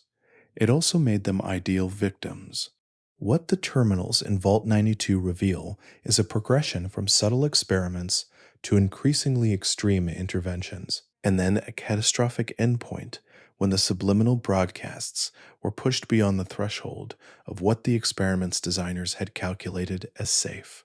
The population of Vault 92, among the most artistically talented people assembled in any single vault, destroyed each other in a single night of violence that the system's remaining recordings document in awful detail. The overseer's final entry describes locking herself in her office and listening to the sounds from outside until they stopped. The vault has been silent in every sense for a very long time. There is something specifically heartbreaking about the targeting of musicians as the subject population of Vault 92. The old world's last concert, one might say, was not a performance but a catastrophe engineered in a sealed room by people who wanted to know what would happen. The instruments are still there when players arrive, gathering dust in practice rooms that no one will ever use again. Testimony to the ordinary human need to make beautiful things that Vault-Tec's designers chose to treat as a variable in an equation rather than as a reason for the experiment to never have been run at all. The Silver Shroud, a fictional pre-war radio drama and its associated comic book series, appears in Fallout 4 as a questline that allows the player character to take on the identity of the Shroud and operate as a costumed vigilante in the ruins of Boston. The Silver Shroud himself is a straightforward piece of pre-war pop culture, a masked hero with a distinctive costume and a way of speaking in overblown theatrical declarations that the in-game recordings capture with obvious affection for the genre. But the quest line that grows around him is one of the more interesting small stories in Fallout 4, because it takes the idea of assuming an identity seriously rather than using it as a vehicle for pure power fantasy. The quest's most memorable moment involves an elderly man named Kent Connolly who has devoted his post-war life to preserving and celebrating the Silver Shroud's legacy, who asks the player to become the Shroud and deliver justice to people who have been causing harm in his neighborhood. What Kent wants is not simply protection, but the specific satisfaction of seeing someone act like the hero he has been believing in his whole post-apocalyptic life. The player can give him that, or choose not to, and the choice has a weight that the game handles with uncommon gentleness, because what is at stake is not tactics but whether one old man's faith in heroism is confirmed or disappointed. The Silver Shroud's pre-war context, the Depression-era radio drama tradition that the character clearly draws from, is a reminder of how long the Fallout universe's cultural references extend. The radio dramas of the 1930s and 40s are the ancestors of the entertainment media that survived into the pre-war Fallout world. And the Silver Shroud is what that tradition looks like when it has been running continuously for 2 more decades in a culture that never quite managed to culturally update past the mid-century. He is not an ironic reference to a golden age. He is the golden age, still believed in by someone who never stopped believing.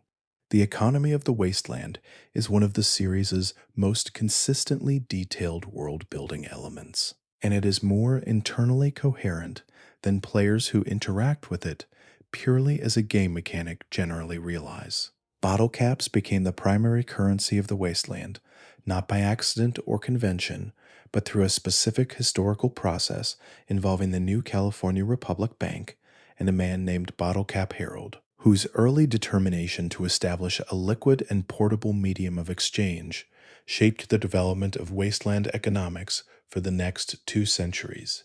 The caps worked because they were difficult to counterfeit, physically durable, easily divisible, and, in the early wasteland, not controlled by any institutional authority that could inflate them. The NCR's eventual introduction of paper currency backed by gold deposits at Hoover Dam was, from a conventional economic perspective, a significant step forward. The gold standard provides institutional stability that cap-based exchange cannot achieve at scale. But it also created, for the first time in the wasteland's post-war history, a currency whose value depended on the institutional health of the government that issued it. When the NCR's military situation at Hoover Dam became uncertain, the value of NCR dollars became uncertain in the same instant, and the caps that the NCR had been trying to replace suddenly looked considerably more reliable than the paper alternatives.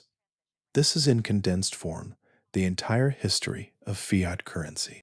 What the bottle cap economy of the wasteland represents philosophically is the return of value to the object itself rather than to the promise behind it. A cap is worth a cap because it is a cap, because it is what it is, and no institutional promise is required to maintain that identity. This is a regression, from one perspective, to a kind of primitive commodity exchange that civilization generally evolves beyond. From another perspective, it is the only currency that can survive the kind of total institutional collapse that the Great War produced. In a world where every promise has been broken, something that does not require a promise to be valuable is not primitive. It is the only rational choice. The Vault-Tec Workshop DLC in Fallout 4 allows players to build their own vault from scratch in an unfinished Vault 111, and its story, though brief, contains one of the more pointed satirical gestures in the series. Players can run experiments on settlers who volunteer to live in the vault, and the experiments available mirror, in form if not in scale, the kinds of experiments that Vault-Tec ran on unwitting populations throughout the series. The DLC places the player in the role of the overseer, gives them the tools of the experimenter, and then leaves entirely to the player's discretion how those tools are used. It is, in effect, an invitation to decide what kind of institution you would build if you had Vault-Tec's resources and Vault-Tec's brief. Most players who engage seriously with the DLC's premise find that the experiment system is more uncomfortable than the game's surface-level presentation of it suggests. The settlers who volunteer know they are agreeing to experiments, but the extent of those experiments, the degree to which the overseer can push discomfort in the name of data, creates a low-stakes version of the same ethical questions that the series raises about Vault-Tec throughout. How much discomfort is it acceptable to cause when the person causing it believes the data is worth having? The DLC does not answer this question. It just builds a small room around it and hands you the keys. The unfinished state of Vault 111 at the beginning of the DLC is itself a piece of lore, a reminder that Vault-Tec's program was still in progress when the bombs fell. Some vaults were complete and sealed. Others were partially built, their experiments never initiated, their populations never assembled. Vault 111 is one of these, a facility that represents what might have been rather than what was, and the player's ability to complete it and populate it is a kind of counterfactual, an answer to the question of what would have happened if the old world had had more time. The Fallout universe's treatment of pre-war religion is, by and large, a study in institutional absence. The Great War did not simply destroy buildings and governments. It destroyed the organizational structures that maintained formal religious practice, the churches and the hierarchies and the schedules of worship that gave religion its social form. What survived was personal, carried in individual memory, and passed forward through family and community in ways that produced, over 2 centuries, something considerably different from what it started as. The children of Adam are one example of this transformation.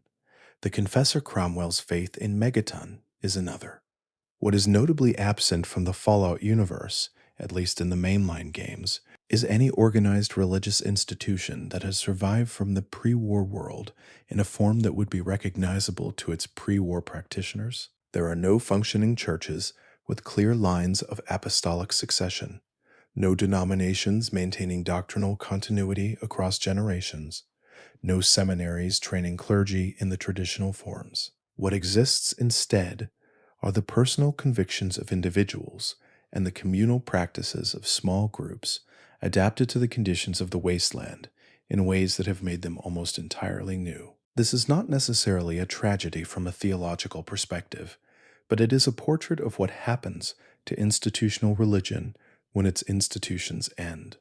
The Adams children on Far Harbor represent what happens when the personal faith of a small community has decades to develop without contact with any larger religious tradition. Their theology is entirely of their own making, built around the specific experience of living in the fog and the specific charisma of their founding figures.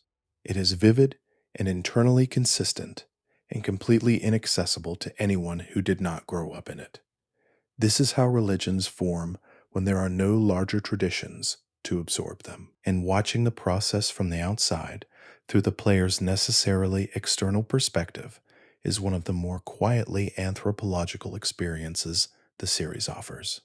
The Liberty Prime that appears in Fallout 3 and returns in Fallout 4 is, from a purely engineering perspective, one of the most remarkable achievements in the Fallout universe. A 60-foot bipedal robot designed for heavy military combat, with an anti-communist propaganda subroutine hardwired into its vocal system and the capacity to throw tactical nuclear grenades with reasonable accuracy. Liberty Prime represents the apex of the pre-war military-industrial complex's ambition to solve human problems through the application of overwhelming force. The project took decades, required resources that strained even the pre-war government's considerable budget, and was never fully operational before the Great War ended the civilization that had commissioned it.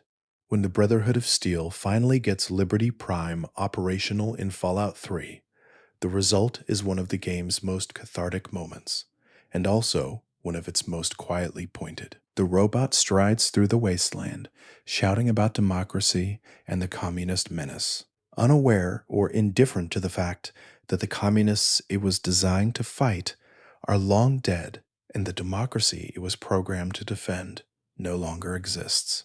Liberty Prime is the most expensive propaganda exercise in a game full of propaganda, a monument to the conviction that ideology can be encoded into a machine and made permanent. The conviction was correct. The ideology it encoded was simply not designed for the world it eventually operated in.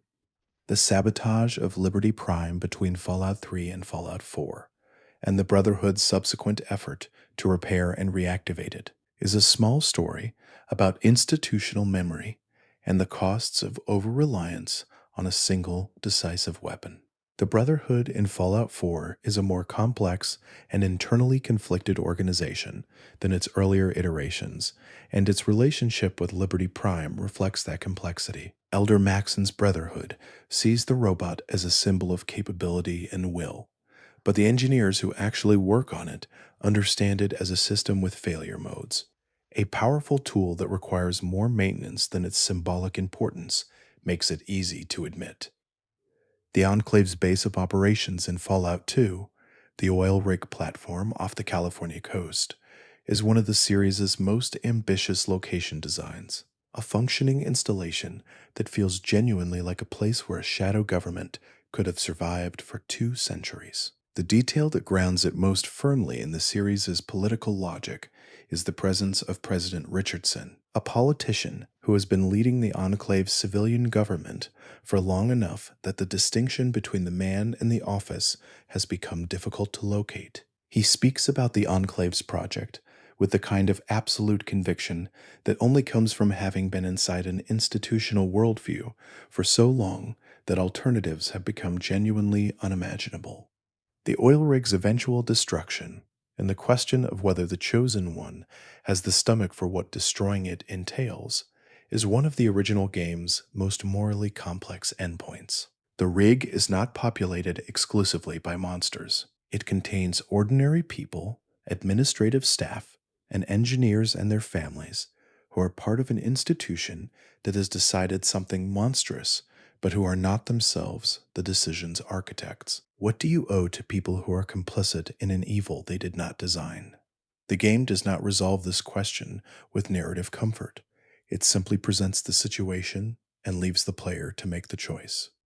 The Enclave's remnants who appear in Fallout New Vegas are one of the more humanizing takes on a faction that the earlier games presented primarily as the enemy. These are old soldiers and old commanders who have survived the destruction of their organization and spent the decades since trying to understand what it was they were part of and whether it was something they should still be proud of. Some of them have reached conclusions that are more honest than comfortable. Others have not. They meet the courier, if the courier seeks them out, as individuals who have had a very long time to think about the things they did, and the conversations available to players who take the time are among the game's quieter achievements. Power armor is the defining image of the Fallout franchise, the visual element that appears on every piece of marketing and serves as the series' most immediate shorthand for itself. The T-45 model, the earliest mass-produced variant, entered service in 2067, a full decade before the Great War. Deployed initially in the resource conflicts over Alaska and later on multiple fronts as the war expanded. The decision to put power armor at the center of the series' visual identity was made early in the original game's development, and it was based on a simple observation about what the image communicated, that the future these games imagined had solved certain technical problems that our own future has not yet solved, and paid a steep price for doing so.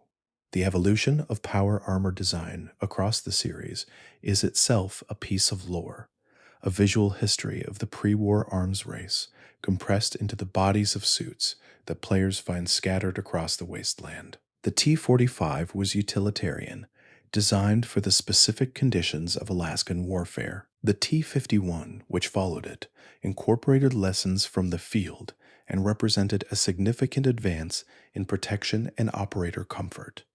The T-60, which appears in Fallout 4, was essentially a battlefield modification of the T-51 done by the Brotherhood of Steel itself in the post-war period, an attempt to improve on the old design using the knowledge accumulated from decades of using it. The X-01, the precursor to the Enclave's Enclave armor, was an entirely different design philosophy, prioritizing the integration of advanced energy systems over the raw physical protection of the T-Series. The Vertibird, the Brotherhood of Steel's signature aircraft, is a piece of pre-war technology that the Brotherhood did not design, but has maintained and operated more effectively than anyone else in the wasteland. It is a tilt-rotor aircraft capable of taking off and landing vertically while also achieving the forward speed of a conventional fixed-wing plane. And its presence in the Brotherhood's operational vocabulary gives them a strategic mobility that no other faction in the series matches. What the Vertibird represents is the Brotherhood's central institutional claim that the ability to maintain advanced technology, to keep machines running that the rest of the wasteland has allowed to rust, is itself a form of power and legitimacy. The Sunset Sarsaparilla Company, whose products litter the wasteland of Fallout New Vegas, is one of the game's most extended background jokes, and it contains within its comedy a small story about brand loyalty and the strange persistence of consumer culture through conditions that should have rendered it entirely obsolete. The company's mascot, a cartoon cowboy named Sunset Sam, appears on every bottle, and the caps of those bottles were used in a promotion run by the company before the Great War, as collectible items with special Blue Star variants hidden among the regular stock. Players can collect these Blue Star caps and redeem them for a prize, and the quest to do so is one of the game's most gently satirical side stories. The prize, as players who complete the collection eventually discover, has not been available for 2 centuries. The company went out of business in the most complete possible way, the destruction of the civilization that sustained it. But someone has maintained the Sunset Sarsaparilla headquarters in a state of partial preservation, and the final reveal of what the prize actually is and what the headquarters conceals in its vault is one of the game's more effective small payoffs, combining the comedy of persistent corporate infrastructure with a genuinely unexpected secret. The Sunset Sarsaparilla quest is not important in any narrative sense. It is just perfectly executed, a small complete thing sitting quietly at the edge of a much larger story. The way consumable items function across the Fallout universe, the noodle cups and the packaged snack cakes and the bottles of soda that maintain their nutritional value 2 centuries after manufacture, is one of the series' consistent small jokes about the relationship between food technology and the natural world. Pre-war food preservation techniques were apparently so effective that their products remain edible long after the expiration dates that no longer apply, and players who explore the wasteland can sustain themselves indefinitely on a diet of pre-packaged snacks from an era whose civilization they are simultaneously excavating. There is something philosophically interesting about the idea that the most durable product of advanced civilization turns out to be snack food.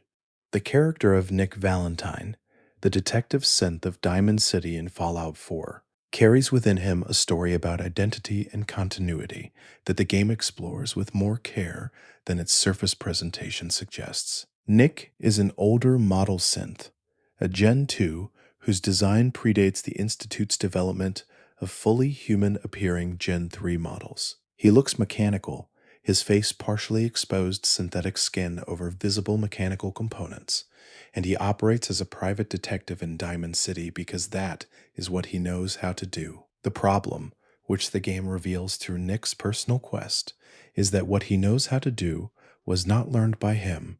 It was downloaded into him from the mind of a pre-war detective named Nick Valentine, whose memories and personality the Institute copied into a machine that then walked out into the world believing, for a time, that it was the person whose mind it carried. The pre-war Nick Valentine was a police detective in Boston who had discovered corruption in the organization he worked for and had chosen to report it at considerable personal cost. The synthetic Nick carries those memories with the same fidelity they would have had if the biological Nick had survived to old age, meaning that synthetic Nick's interior experience of his own history is indistinguishable from what it would have been if he were the original person. What synthetic Nick has had to confront over the decades since he escaped the Institute and built a life in Diamond City is the question of whether this continuity of memory is enough to make him the person whose memory he carries. He has reached a kind of provisional answer, pragmatic and not fully comfortable, that functions well enough to let him do his work. What Nick Valentine represents in the architecture of Fallout 4's thematic concerns is the question of what personhood requires at its minimum. Does it require a biological substrate? A continuous chain of causal connection between past self and present self? Or is it sufficient that you carry the memories, hold the values, and make the choices that the person you believe yourself to be would have made? Nick does not know. The institute that built him had an official position on this question, and he has lived long enough and thought carefully enough to know that the institute's official position was designed to serve the institute's interests. What he believes about himself is something else, quieter and less certain, and more honestly held. The Deathclaw is one of the series' most iconic creatures, and one of its most carefully developed in terms of its in-universe biological history. The original Deathclaws were Jackson's chameleons, a species of large lizard modified by the United States military using the forced evolutionary virus to create a battlefield creature that was fast, strong, and difficult to kill. The FEV modifications went considerably further than the original design parameters, producing animals that grew much larger than intended and developed predatory capabilities that made them difficult to control and essentially impossible to safely retire.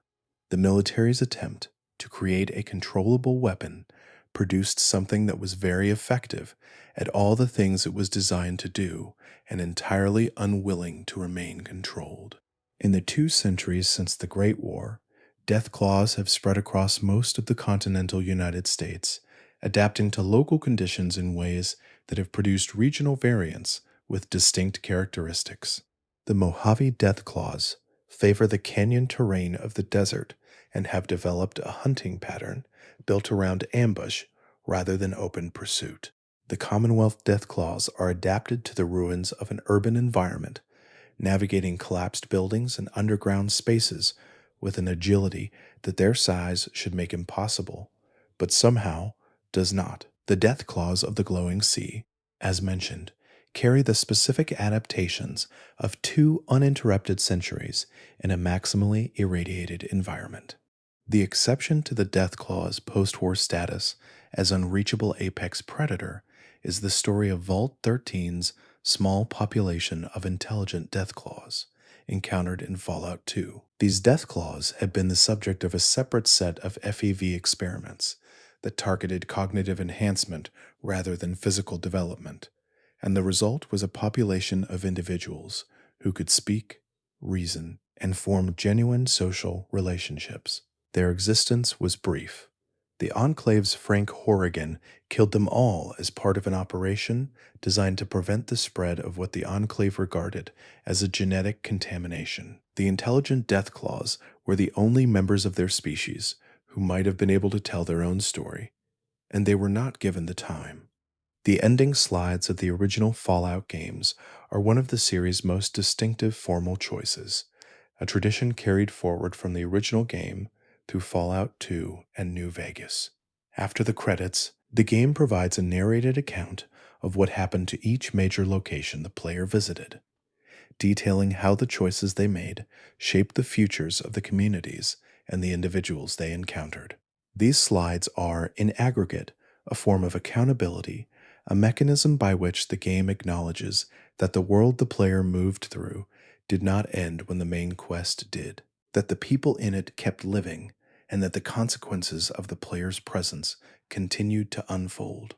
The quality of these ending slides, the care with which they track the ramifications of player choices through multiple causal steps to their eventual outcomes, is one of the things that distinguishes the best Fallout games from their contemporaries. Other games offer consequence. The Fallout games offer specific, named consequence, delivered in a tone that acknowledges the weight of what happened without either celebrating it or refusing to look at it. The slide about shady sands growing into the new California Republic is as satisfying, in its way, as any action sequence in the games. The slide about what happens to a settlement you failed to protect is not. Fallout New Vegas has the most extensive set of ending slides in the series, a reflection of the game's investment in its faction system and its commitment to acknowledging every significant choice the player made across the game's considerable length. The slides are narrated by Ron Perlman's voice, which had become the series' traditional narrator by the time New Vegas was made, and they cover not just the main factions, but the individual companions, the major locations, and several of the game's more memorable minor characters. The result is a document of what happened to this specific version of the Mojave when this specific set of choices was made, and it is different in every playthrough that ends differently, which is most of them. The character of Lily Bowen, a super mutant companion in Fallout New Vegas, who was a grandmother before her transformation and has never stopped being one, is one of the series' most quietly affecting character designs. She is enormous, as all super mutants are, carrying heavy weapons with a casual ease that contrasts with her manner of speaking, which remains the gentle, slightly distracted warmth of an old woman who is thinking about her grandchildren. She takes care of the player the way she would have taken care of her grandchildren, with a specific domestic tenderness that has survived everything that was done to her body and her mind. Her personal quest involves the medication she has been prescribed to manage the voices in her head, the memories of her grandchildren that the FEV transformation did not destroy, but did distort into a constant inner conversation she cannot always distinguish from present reality. The quest asks the player to decide whether full dosage, which quiets the voices completely, or reduced dosage, which allows some of the memories to remain at the cost of stability, is the better choice for her. There is no obviously correct answer, and the game does not pretend there is. It just asks the player to decide what they think, on Lily's behalf, matters more. What Lily represents in the economy of the Fallout universe's emotional landscape is the persistence of love through conditions that should have been incompatible with its survival. The FEV transformation is designed to enhance the physical and diminish the cognitive, to make the mutant body more capable while making the mutant mind less complicated. What it did to Lily instead was leave her love for her grandchildren exactly where it had been, and put it in a body that can tear steel doors off their hinges. This is both comic and heartbreaking in the specific way that Fallout New Vegas handles most of its most affecting material, with a light touch that leaves the weight entirely to the player's own recognition. The Wild Wasteland trait in Fallout New Vegas, a game mechanic that activates additional strange and comedic encounters if the player selects it at character creation, is a small formal acknowledgement by the developers of the tone that the Fallout series has always operated in, one that contains both genuine tragedy and genuine absurdity, and has never been entirely comfortable explaining how both of those things can coexist in the same fictional space. The Wild Wasteland encounters include references to pop culture, inexplicable phenomena, and jokes that would feel out of place in a more conventionally grim post-apocalyptic story. The trait makes them opt in rather than default, which is a design decision that implicitly acknowledges the tension. But the tension is real and productive rather than a flaw in the series' tone. Fallout has always known that the world it depicts is genuinely terrible, and the terrible worlds are also, from certain angles, genuinely funny. The kind of humor that arises from extremity, from situations so far beyond normal parameters that the only available response is absurdist deflation, is not a way of avoiding the tragedy. It is a way of surviving it, of maintaining the cognitive flexibility to keep noticing the strange and the incongruous, even when everything around you is burning. The Fallout universe is not funny despite being a ruin. It is funny in the specific way that ruined things sometimes are, with a gallows quality that knows exactly what gallows it is standing in front of. The best NPCs in the series embody this tonal complexity in their individual characterizations. Figures like Rex Goodman in Diamond City, who spends his days trying to stage performances of Shakespeare in the ruins of a settlement that has more pressing concerns. Or the bright brotherhood of ghouls in Fallout New Vegas, who have confused themselves with a science fiction story and are trying to launch themselves into space on a rocket in a Nevada resort, waiting for a sign that the game allows to be either a genuine communication from a higher power or a broken radio transmission, depending on what the player chooses to believe. The games do not always resolve the question of whether a given character is admirable or absurd. They let the character be both, because that is what people are. The conclusion of the Master's War in the original Fallout, achieved by convincing the Master himself that his plan for forced evolution is biologically unworkable because super mutants are sterile, is one of the series' most distinctive climactic moments.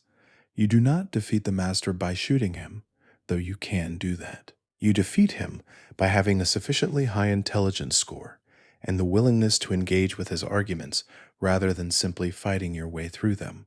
The Master is not an unintelligent antagonist. He is a brilliantly intelligent one who has built his entire project on a biological assumption that turns out to be incorrect. When he understands the error, when the logic of his own ideology runs to its conclusion and produces a world populated by beings who cannot reproduce and will therefore end with the generation he has created, his response is not anger or denial. It is a kind of quiet devastation, the recognition that the thing he has sacrificed everything for, including his own humanity, was built on a mistake. He destroys his own base, killing himself in the process, not because he is being defeated, but because he has recognized that continuing is worse than stopping. This is not a conventional villain's death. It is the death of someone who, having discovered the error in their life's work, cannot find a reason to continue making the error. What the Master's ending illuminates is something the Fallout series returns to throughout its history: the idea that the most dangerous forces in this world are not the ones that are simply evil, but the ones that are pursuing something that would genuinely be good if only it worked the way its architects believe it does. The Master wanted unity, wanted to end the tribal conflicts and the wasteland violence, and the entropy of a civilization that was slowly grinding itself to nothing. He was wrong about the method. Being wrong about the method, when the ambition is large enough, produces something indistinguishable from evil, even if the original intention was not. The Enclave's oil rig facility in the Pacific Ocean, the hidden base from which the organization directed its post war operations in Fallout 2, is one of the more remarkable pieces of world building in the series, precisely because it requires no direct player encounter to make its presence felt. Everything that happens on the surface in the California wasteland, every piece of advanced technology that finds its way into the wrong hands, every political calculation by the NCR about what exists beyond its borders, is colored by the knowledge that a heavily armed and ideologically committed remnant of the pre-war government has been watching from offshore. The oil rig is not simply a location. It is a symbol of how completely the institutions of the old world refused to accept that the old world was over.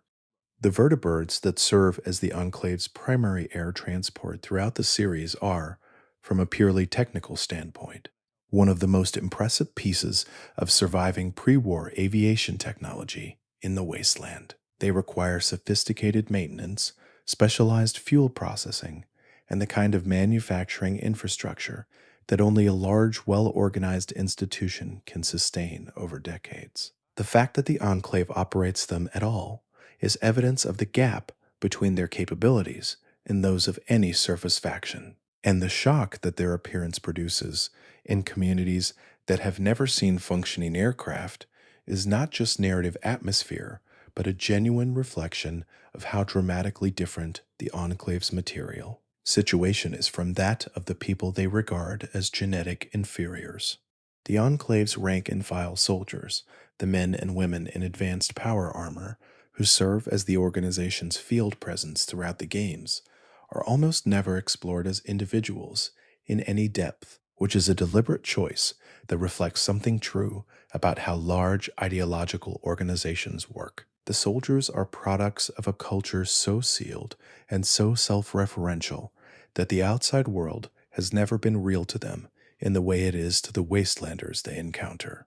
They were raised in Enclave installations, educated in Enclave ideology, and trained to regard the surface population with a combination of contempt and clinical detachment that makes ordinary human sympathy impossible. When they are finally defeated in both Fallout 2 and Fallout 3, it is not their cruelty that makes them tragic. It is their completeness. Dr. Madison Lee, the scientist who works alongside the player character's father in Fallout 3's Project Purity storyline, before eventually departing for the Institute in Fallout 4's timeline, is one of the series' most interesting examples of a character whose trajectory across multiple games tells a story that no single game fully contains. In Fallout 3, she is brilliant, committed, and deeply frustrated by the obstacles that keep Project Purity from reaching completion. In Fallout 4, encountered years later in the Institute's facilities, she is someone who has made a choice that she appears to be working hard not to examine too closely, trading the visible and urgent need of the surface world for the cool clarity of underground research that may or may not ever benefit anyone outside those walls. The Institute's recruitment of surface scientists is one of the more quietly sinister aspects of its operations, and Madison Lee's story is its clearest illustration. The Institute does not recruit through ordinary channels because it cannot. It approaches people at moments of vulnerability, when their work has been frustrated, or their resources have been cut, or they have simply been worn down by the endless difficulty of trying to accomplish anything meaningful on the surface. It offers exactly what those scientists most want: equipment, colleagues, time, and the absence of the particular kinds of desperation that define life above ground. What it does not offer, what it never puts in writing, is any account of what their work will ultimately be used for and who will bear the cost of its applications. The surface of the Commonwealth, the post-war Boston region of Fallout 4, is shaped in ways both obvious and subtle by 200 years of history that the game communicates largely through environmental storytelling rather than explicit narration. The ruins of the old city center, with its collapsed highway overpasses and its partially submerged neighborhoods, and its universities slowly being reclaimed by vegetation, Tell a story of a place that was densely populated and organizationally complex before the war, and that has been struggling ever since to reconstitute something of that complexity at a fraction of the scale. Diamond City, built in the center of the old baseball stadium, captures this contraction beautifully. A city that defines itself by the monument of a larger civilization while being too small to fill the space that monument provides. Diamond City's history, as presented through terminal entries, NPC dialogue, and the ambient details of its design, is considerably richer than the player encounter alone suggests. The settlement was not always the largest in the Commonwealth. It went through periods of significant instability, including a series of events involving an alleged synth conspiracy that nearly tore the community apart before Mayor McDonough came to power. The details of that history, particularly the question of whether the accusations that drove a significant portion of the ghoul population from the city were founded in fact or manufactured for political purposes, are left deliberately ambiguous in a way that mirrors real historical debates about the manufacture of minority scapegoating during periods of social anxiety. The newspaper that operates in Diamond City, Public Occurrences, named for the first newspaper published in colonial America, represents one of the more thoughtful pieces of institutional world building in Fallout 4. Piper Wright, who runs it from a small office near the city's main gate, has built the paper into a genuine civic institution, despite operating in a community that is deeply uncomfortable with the kind of scrutiny she applies to its governance. Her relationship with Mayor McDonough, who regards her journalism as a personal threat and has had her locked out of the city on at least one occasion, captures something real about the relationship between journalism and political power that is immediately recognizable from any historical context. Piper's motivation for the work she does, explained in her personal companion quest and in ambient dialogue throughout the game, is rooted in a specific personal history involving her father and a community that chose to ignore information that could have saved lives.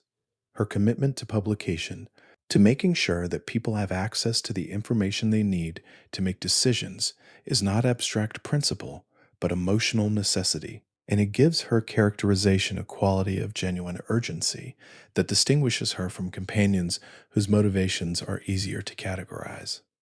She is not brave in a simple way. She is brave because she has decided that the cost of silence is something she has already paid and does not intend to pay again. The railroad's operational security, the extensive use of code names, dead drops, signal codes embedded in environmental details, and the deliberate obfuscation of its membership and locations reflects a level of institutional paranoia appropriate to an organization that is directly opposed to the most powerful and technologically sophisticated faction in the region. The railroad has survived in the Institute's shadow for as long as it has by making itself difficult to locate and impossible to compromise. And the systems it has developed to achieve this are a form of applied intelligence that represents real institutional knowledge built up through experience. People died to teach the railroad what it knows about staying hidden. Desdemona, the railroad's current director, is a character whose composure under pressure conceals a more complicated relationship with the work than her manner of giving orders suggests. Her history with the organization, hinted at in dialogue but never fully elaborated, includes losses significant enough to have shaped her understanding of the stakes in ways that the newer members of the organization cannot fully access. Her willingness to accept casualties, to make the calculation that some agents are expendable in service of the mission, is not callousness, but the hard-learned pragmatism of someone who has tried to run a resistance organization against an opponent with essentially unlimited resources. Whether this pragmatism is justified is a question the game lets sit without resolution. The technology that the railroad uses to wipe synth memories and establish new identities for those it extracts from Institute control, the memory editing process referred to internally as memory wiping, raises a set of questions that the game consistently circles without resolving. If a synth's identity is built from its accumulated experiences and memories, then removing those memories to create a new identity is not simply a protective measure, but a kind of death, the ending of the person who existed before in exchange for the creation of a new one who carries the same body but none of the same history. The railroad considers this an acceptable cost of freedom. Whether the synths themselves would agree, if asked before rather than after, is a question that several synth characters in the game approach with varying degrees of discomfort.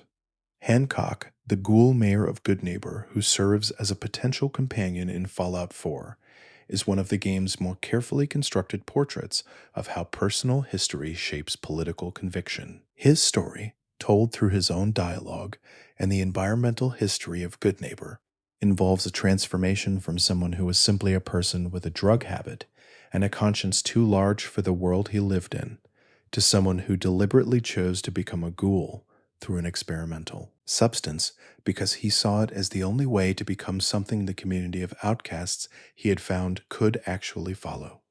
This is not a simple decision, and the game does not treat it as one. What Hancock embodies in the game's broader political landscape is a specific vision of what community can look like when it is built not on exclusion, but on the acceptance of people who cannot make themselves acceptable anywhere else. Goodneighbor is genuinely dangerous. It is not a safe settlement in the conventional sense, and Hancock does not maintain his authority there through the ordinary mechanisms of law enforcement and social pressure, but through a combination of personal respect and a willingness to enforce certain absolute limits on behavior that would otherwise make the community uninhabitable. The balance he maintains is precarious and genuinely his own work, not inherited from any institution, but built day by day in the specific difficult circumstances of his specific difficult neighborhood. Fahrenheit, Hancock's bodyguard, represents a different kind of character that Fallout 4 manages occasionally, and New Vegas manages more consistently. The person whose competence is entirely evident and whose inner life is almost entirely private. She does her job with a precision that makes it obvious she has been doing this kind of work for a long time, and that she has thought carefully about how to do it well. Her loyalty to Hancock is real, but not the kind that is performed. It exists in the way she stands between him and potential danger, in the way she reads a room when they enter it together, in the brevity of her communications with people she does not yet trust. She is a study in economy. An economy of this kind is a form of intelligence. The memory den in Goodneighbor, operated by Dr. Amari and used as a location where the player character accesses recorded memories as part of the main quest, is also a business offering voluntary memory tourism to Goodneighbor's residents for a fee. The idea of memory as a service, of paying to experience specific recollections with a clarity and completeness that ordinary recall cannot achieve, is one of the more quietly fascinating pieces of speculative technology in Fallout 4's setting. The clients who use Dr. Amari's services are not described in detail, but the existence of the business implies a population of people who have found in the preserved past something more comfortable than the present they are living through. The ghoul residents of Goodneighbor have a particular relationship with the memory den's services that the game gestures toward without fully exploring. A ghoul who has lived for 200 years carries a store of memory that exceeds anything a biological human without exceptional circumstances could accumulate. And the relationship between that accumulation and identity, the question of which memories define who you are when you have experienced enough of them to have been essentially multiple people across different eras, is one that Dr. Amari's technology could examine directly if the narrative had chosen to pursue it. That it does not is not a failure but a choice, the decision to let certain implications rest in the background where they give the world texture without requiring direct confrontation. The Triggermen, the ghoul mobsters who control portions of Goodneighbor and various other locations in the Commonwealth, represent a community of people who have retained the social organization and values of pre-war organized crime long after every other structure from that era has dissolved. They wear suits, carry Tommy guns, and conduct their operations in a register borrowed directly from mid century American crime culture, not as affectation, but as genuine inherited tradition passed down through 2 centuries of insular community life. The fact that this works, that this specific pre war culture has survived intact in ghoul form, while most other pre war cultures have been so thoroughly transformed by the post war context as to be unrecognizable, says something interesting about the specific resilience of community identities built around clear behavioral codes and strong social boundaries. The supermutant suiciders encountered in the Commonwealth, who carry and detonate mini nukes in a behavior pattern that represents a complete abandonment of self preservation instinct, raise a question that the game does not address directly, but that the broader Fallout lore makes available. At what point in the super mutant degradation process does the willingness to perform self destructive acts become available as a behavioral option? The FEV transformation is known to progressively diminish higher cognitive function while preserving and amplifying aggression and physical capability. What the suicider behavior suggests is that a sufficiently degraded supermutant mind retains the concept of causing damage to enemies without retaining the self-preservation calculus that would normally make suicide a non-option. This is not a strategic choice, but the absence of a limiting factor. The Gunners Mercenary Organization, that serves as one of the Commonwealth's major hostile factions, is, unlike the various raider groups it superficially resembles in combat context, a genuine military organization with ranks, chain of command, tactical coordination, and something approaching institutional memory about the region's threats and resources. The Gunners recruit, train, equip, and deploy their members in ways that reflect genuine organizational investment rather than simple opportunistic violence. What distinguishes them morally from the Institute or the Brotherhood is not their methods, which are in some respects similar, but their complete lack of any stated purpose beyond commercial success. They do not claim to be protecting civilization or advancing science or preserving humanity. They claim to be providing armed services for hire, and they are generally honest about what that entails. The question of what a mercenary organization looks like when it has been operating in a collapsed state for multiple generations is one that the Gunners embody in interesting ways. Their institutional culture carries the marks of military service without the framework of the military institution that would have given it meaning. They have ranks without the command structure those ranks were designed to support. They have discipline without the purpose that discipline was meant to serve. The result is an organization that functions effectively in its operational environment while being at any level of philosophical examination, entirely hollow in terms of what it is for. The Gunners are what military culture looks like when the civilization that created it is gone, and only the habits remain. The Atom Cats, the small gang of power armor enthusiasts encountered in the Commonwealth's southeastern coastal area, represent a kind of post-war cultural formation that the series occasionally depicts with a lightness that allows it to be both funny and genuine simultaneously. They have built an identity around pre-war hot rod culture, adapting the aesthetic of mid-century American automotive customization to the modification and maintenance of power armor suits. And what they have produced is something that is clearly absurd in the context of a world struggling to survive, and also clearly real in the sense that people have found something in it that matters to them. Their garage, their modified suits, their attitude toward anyone who does not share their specific enthusiasm. These are the marks of genuine subculture rather than simple affectation. The Covenant settlement, encountered in the Northern Commonwealth, presents one of the more carefully constructed ethical puzzles in the base game. A community that presents an entirely plausible facade of ordinary settlement life, while concealing practices that are revealed through investigation to be deeply troubling. The safe test administered to visitors is presented as routine security screening, but is in fact a sophisticated psychological evaluation designed to identify potential synths through emotional response patterns.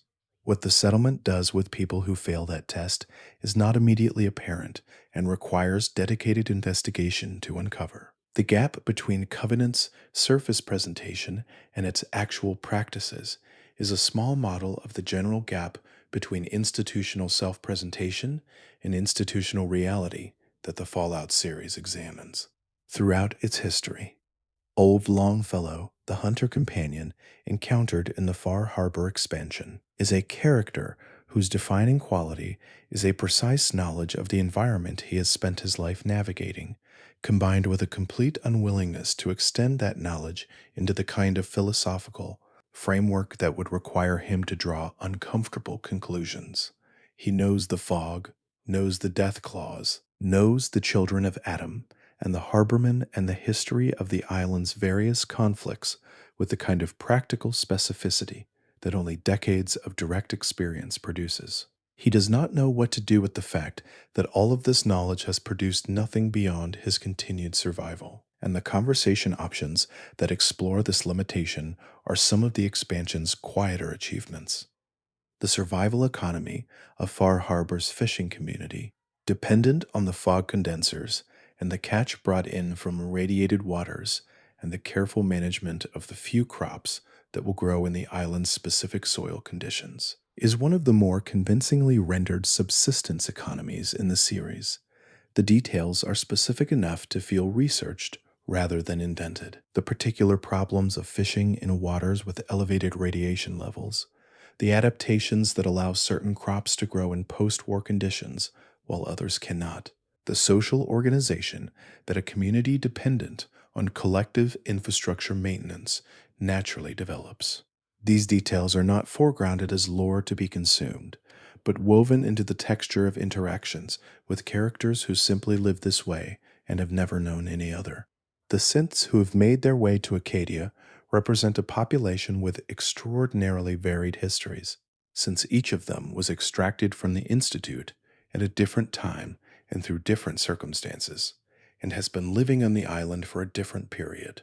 Some of them have been there long enough to have built something like stable identities, while others are still in the early stages of constructing a sense of self from scratch in the absence of the implanted memories that many Gen 3 synths carry. Dima's project, the community he has built and continues to maintain, is an ongoing experiment in whether artificial minds can do this, whether they can build genuine selves from genuine experience. And the answer the island's synth population represents is a qualified and carefully maintained yes. The question of what happens to a synth who is discovered by the Institute after successfully establishing a surface identity is one that several Far Harbor characters reference with a dread that the game does not need to elaborate because the imagination fills in the details readily enough. The Institute's position on recovered synths is that they are property that has been removed from service without authorization, and its approach to their retrieval and reintegration is clinical rather than punitive only because the Institute does not recognize the categories that would make punishment applicable. A synth who has spent years building a life, forming relationships, and developing a self is, from the Institute's perspective, simply a unit that has been offline and is being returned to operational status. The coursers, the Institute's field agents, specialized in synth retrieval, represent one of the more interesting institutional roles in Fallout 4's faction landscape.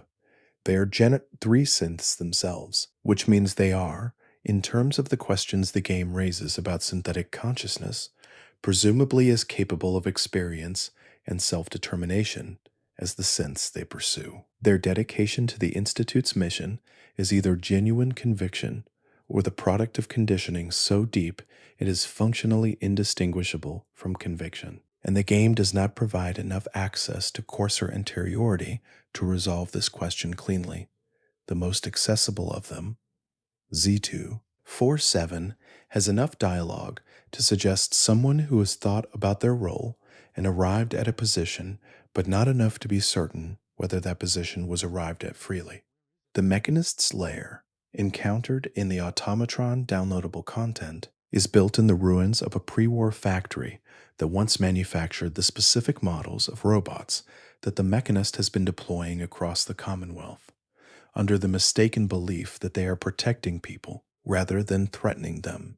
The tragedy of the mechanist's story is precisely this gap between intention and outcome, between the genuine desire to help that animates the whole project and the actual effect of loosing poorly calibrated robots on settlements that experience them as attacks. It is a smaller scale version of the same problem that the Institute embodies, and the game makes this connection available without insisting on it.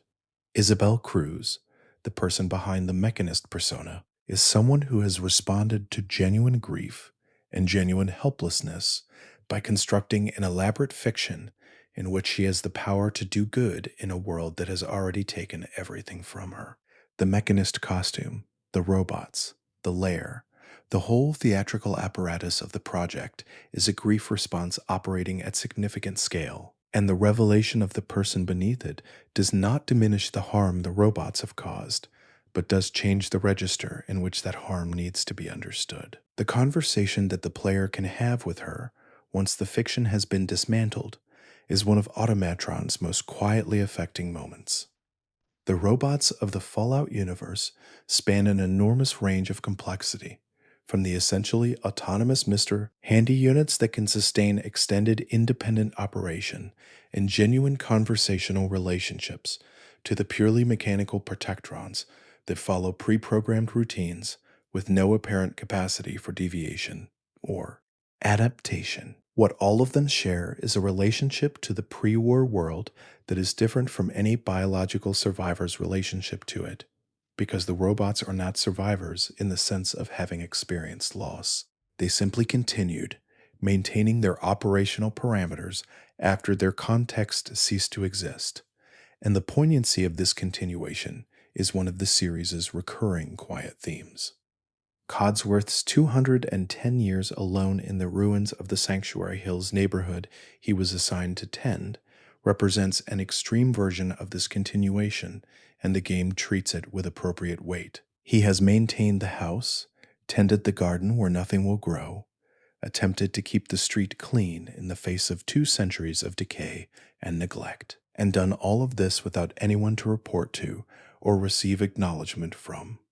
The question of what this experience has been like for him, whether the processing that constitutes his experience of time has felt like anything at all during those years, is not one the game answers. But the warmth of his response when the player character finally arrives suggests that something has been waiting there in the space between task and completion for a very long time.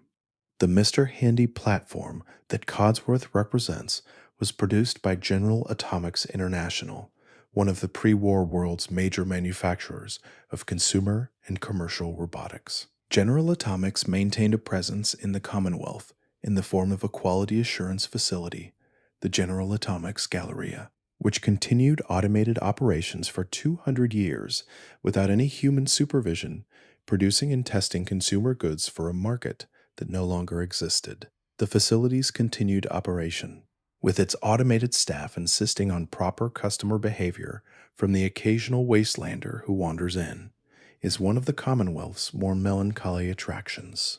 A machine for providing consumer experiences, still running long after the concept of the consumer has become historical. Fallout 4's Nuka World theme park, the setting of the final major downloadable content release, was designed in the game's fiction as the largest theme park in the pre-war northeastern United States, a destination resort built entirely around the Nuka-Cola brand. Its construction required the displacement of a significant amount of existing real estate in the Massachusetts and surrounding area, a process that generated legal and political controversy documented in terminal entries that treat the whole matter with the same cheerful indifference to human cost that Nuka-Cola's corporate communications consistently display. The park was open for less than a year before the bombs fell, which means virtually everything the player encounters in it represents the very beginning of its intended operational history. The 5 distinct themed zones within Nuka World each reflect a specific pre war entertainment concept filtered through the Nuka Cola brand's aesthetic vocabulary. Dry Rock Gulch is a Western themed zone whose robotic cast members have been operating their performance routines for 200 years without any visitors, a ghost show playing to an empty house. Safari Adventure is a wildlife themed zone where the pre war animatronics have largely been replaced by actual creatures who found the climate controlled spaces a hospitable environment. The Galactic Zone reflects the space age optimism of the pre war era with particular intensity, its robotic inhabitants pursuing scientific and exploratory missions that were designed as entertainment and have continued as something closer to genuine activity in the absence of any supervising human presence. The Nuka Cola flavors that the park was built to celebrate represent one of the series' more extended pieces of corporate world building. Each flavor has a distinct marketing history, a specific target demographic, and a backstory that connects it to the broader Nuka Cola brand narrative. Nuka Cherry was introduced to compete with a competing soft drink brand and became one of the company's most successful products. Nuka Grape was a regional product that never achieved national distribution. Nuka Quantum, the glowing blue variant, whose strontium content makes it mildly radioactive in the post-war world, was the company's most ambitious product launch, scheduled to coincide with a major marketing event that the bombs preempted. These details exist primarily in terminal entries and collectible lore items, available to players who look for them and invisible to those who do not. The Disciples, the Operators, and the Pack, the 3 raider gangs that control Nuka World's operational zones under a loose power-sharing arrangement, each represent a distinct organizational philosophy and a distinct aesthetic that the game uses to explore different aspects of how raider culture organizes itself in the absence of any external governance structure. The Disciples are defined by their embrace of violence as identity, a community whose self-understanding centers on the capacity for cruelty as a marker of strength and belonging. The Operators are mercantile raiders organized around the pursuit of profit with a discipline that makes them more effective than most raider groups and more dangerous because of it. The Pack model themselves on their perceived kinship with animals, adopting behavioral patterns and social structures that they interpret as animal-derived. Gage, the player character's primary contact among the Nuka World Raiders, is a figure whose pragmatism is absolute in a way that the game presents as both his greatest strength and his most significant limitation. He has survived in this environment by being entirely honest with himself about what the environment requires and entirely willing to provide it, and this honesty extends to his assessment of other people, including the player character, with a directness that is almost refreshing in a setting where most characters have agendas they partially conceal. His willingness to switch allegiances when the balance of power shifts is not presented as treachery, but as consistency, the logical behavior of someone who has never claimed to be anything other than a survivor. The star cores that serve as a collectible quest objective in Nuka World's Galactic Zone are one of the expansion's more patient forms of exploration reward, requiring sustained attention to the environment rather than a single large effort. And the story they unlock about the zone's pre-war intentions and the way its robotic inhabitants have spent the intervening 2 centuries is one of the expansion's quieter achievements. The star cores are not simply MacGuffins, but pieces of a genuine history, each one a small record of what the Galactic Zone was supposed to be and what it has become in the absence of the people who built it. The island of Far Harbor, to return to it briefly, carries in its physical geography a history that predates the Great War entirely. The real island of Mount Desert Island in Maine, on which Far Harbor is loosely based, has been inhabited for millennia and carries layers of human history that the Fallout version translates into its specific post-war context. The Native American history of the region, the fishing and maritime culture that developed there over centuries, the specific relationship between the island's population and the sea that surrounds it, These real historical layers give the setting a texture of genuine place that purely invented locations sometimes lack. The fog of Far Harbor, as a physical phenomenon, changes the way the expansion plays at a fundamental level by limiting visibility and creating a persistent sense of threat that is qualitatively different from the open landscapes of the Commonwealth. Navigation becomes more careful. Encounters have a different quality of surprise, and the constant presence of the fog as a physical environment, rather than simply a backdrop, creates an atmosphere of sustained mild anxiety that is one of the expansion's most effective tonal achievements. The fog is not just weather. It is a condition of life on the island, something the residents have adapted to, and visitors must learn to navigate. And the game communicates this through mechanics rather than dialogue.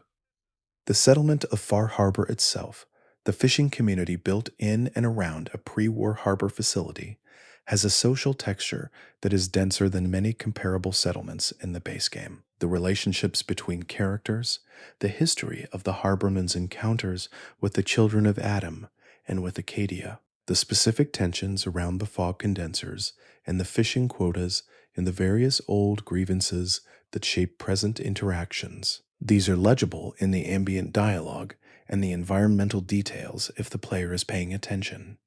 The sense that people here have been living alongside each other in difficult circumstances for a long time, and that this has produced both deep mutual understanding and deep mutual irritation, is one of the expansion's more convincing pieces of community portraiture. The Fallout series has always had an ambivalent relationship with the concept of the hero, and this ambivalence is most visible in the ways the games handle the player character's relationship to the communities they pass through. The Vault Dweller, the Chosen One, the Lone Wanderer, the Courier, the Sole Survivor. Each of these figures enters the wasteland from outside its established power structures and achieves results that those structures have been unable to achieve, which positions them as heroes in the conventional sense. But the games consistently complicate this by showing what the hero's passage costs the communities it touches, what the attention of someone with exceptional capabilities brings down on ordinary people who would have been safer without it. Megaton, the settlement built around an unexploded nuclear bomb that serves as a player base in Fallout 3, is a particularly clear example of this dynamic. The community there existed before the player arrived and would have continued existing without the player's intervention in its immediate problems. The quests the player can complete in Megaton improve individual lives and resolve specific problems, but the option to detonate the bomb in exchange for a penthouse suite in Tenpenny Tower is always available, and the game makes it genuinely available rather than loading it with consequences that make it obviously wrong to choose. The community that players of a certain playthrough type destroy for luxury accommodation is real and specific, with named characters and ongoing lives, and the game gives you enough access to those lives to make the choice of destroying them feel like what it is. The Minutemen of Fallout 4 embody this tension in institutional form. They exist to help settlements, to respond to problems that settlements cannot solve on their own, and the logic of their existence requires a player character willing to do this work. But the game also shows, through the backstory that Preston Garvey carries and the history of the Minutemen's decline, that an organization built around exceptional individuals responding to crises is fragile in exactly the way that institutions built around sustained capacity and ordinary reliable functioning are not. The Minutemen collapsed when the exceptional individuals who held them together were lost or killed or simply stopped showing up. Rebuilding them requires finding another exceptional individual, which solves the immediate problem without addressing the structural one. The various forms of currency that circulate in the wasteland across different Fallout games reflect the specific economic conditions of different post-war regions with a consistency that rewards attention. Caps, The bottle caps of Nuka-Cola and other pre-war beverages became the dominant currency of the California wasteland in the early post-war period, largely because the water merchants who controlled access to purified water in the region accepted them and set their value relative to their controlled commodity. The backing of caps by water, even informally and even temporarily, gave them enough stability to circulate as a medium of exchange, and that early establishment of trust was sufficient to allow them to persist long after the original water backing had ceased to be operationally meaningful. Pre-war money, the paper currency of the United States government, persists in the wasteland primarily as a material rather than as currency in the conventional sense. Its linen and polymer composition makes it more durable than most paper products, and it is used for insulation, patching, and various craft applications that take advantage of its material properties rather than its representational value. The occasional character who still treats pre-war bills as real currency is consistently presented as either confused, sentimental, or operating within a very specific local context in which the social fiction of that currency's value has been maintained for reasons that the community finds useful. The caps economy of New Vegas is considerably more sophisticated than the term suggests, supporting not just simple exchanges, but complex financial instruments, including the casino credit systems, the Crimson Caravan's letter of credit arrangements, and the various debt structures that bind small traders to the major commercial organizations. The presence of functioning casinos, with their mathematical basis and house advantage, and their capacity for handling large volumes of transaction, gives the New Vegas economy a level of financial infrastructure that most wasteland economies lack. And the conversations that can be had with various merchant and caravan characters suggest a level of commercial sophistication that the surface appearance of a post-apocalyptic trading post would not lead you to expect. The question of what education looks like in the post-war wasteland is one that the games touch on occasionally and never fully develop, but which the environmental detail supports remarkably well when examined.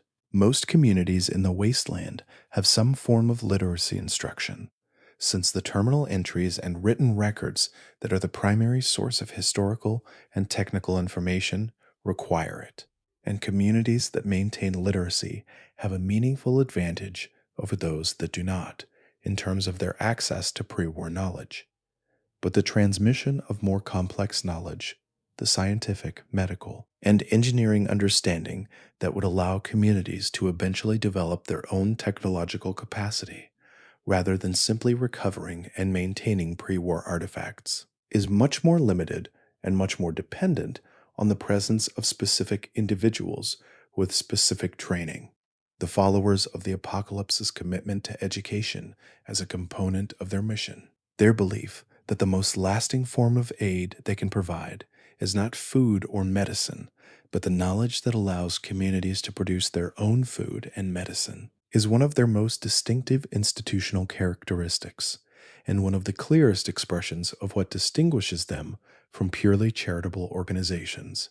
Their library, maintained at their main facility in the Boneyard in the early games and at various satellite locations in New Vegas and beyond, is one of the most valuable assets in the post-war West. And their willingness to share its contents with anyone who comes to learn is a practical expression of their foundational conviction about what rebuilding civilization actually requires.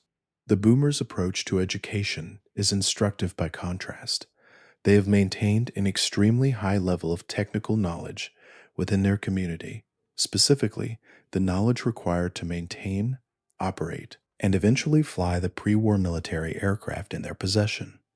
But this knowledge is entirely internal, passed from teacher to student within the closed community of Nellis Air Force Base, and it exists entirely in service of the boomers' specific institutional goals rather than as a general capacity available to the wider wasteland. Their educational system produces excellent aircraft mechanics and gunners and pilots who have no reason to apply those skills to anything other than the boomers' own projects. The knowledge exists, but does not circulate which is exactly the Brotherhood of Steel's relationship to technology at an educational scale.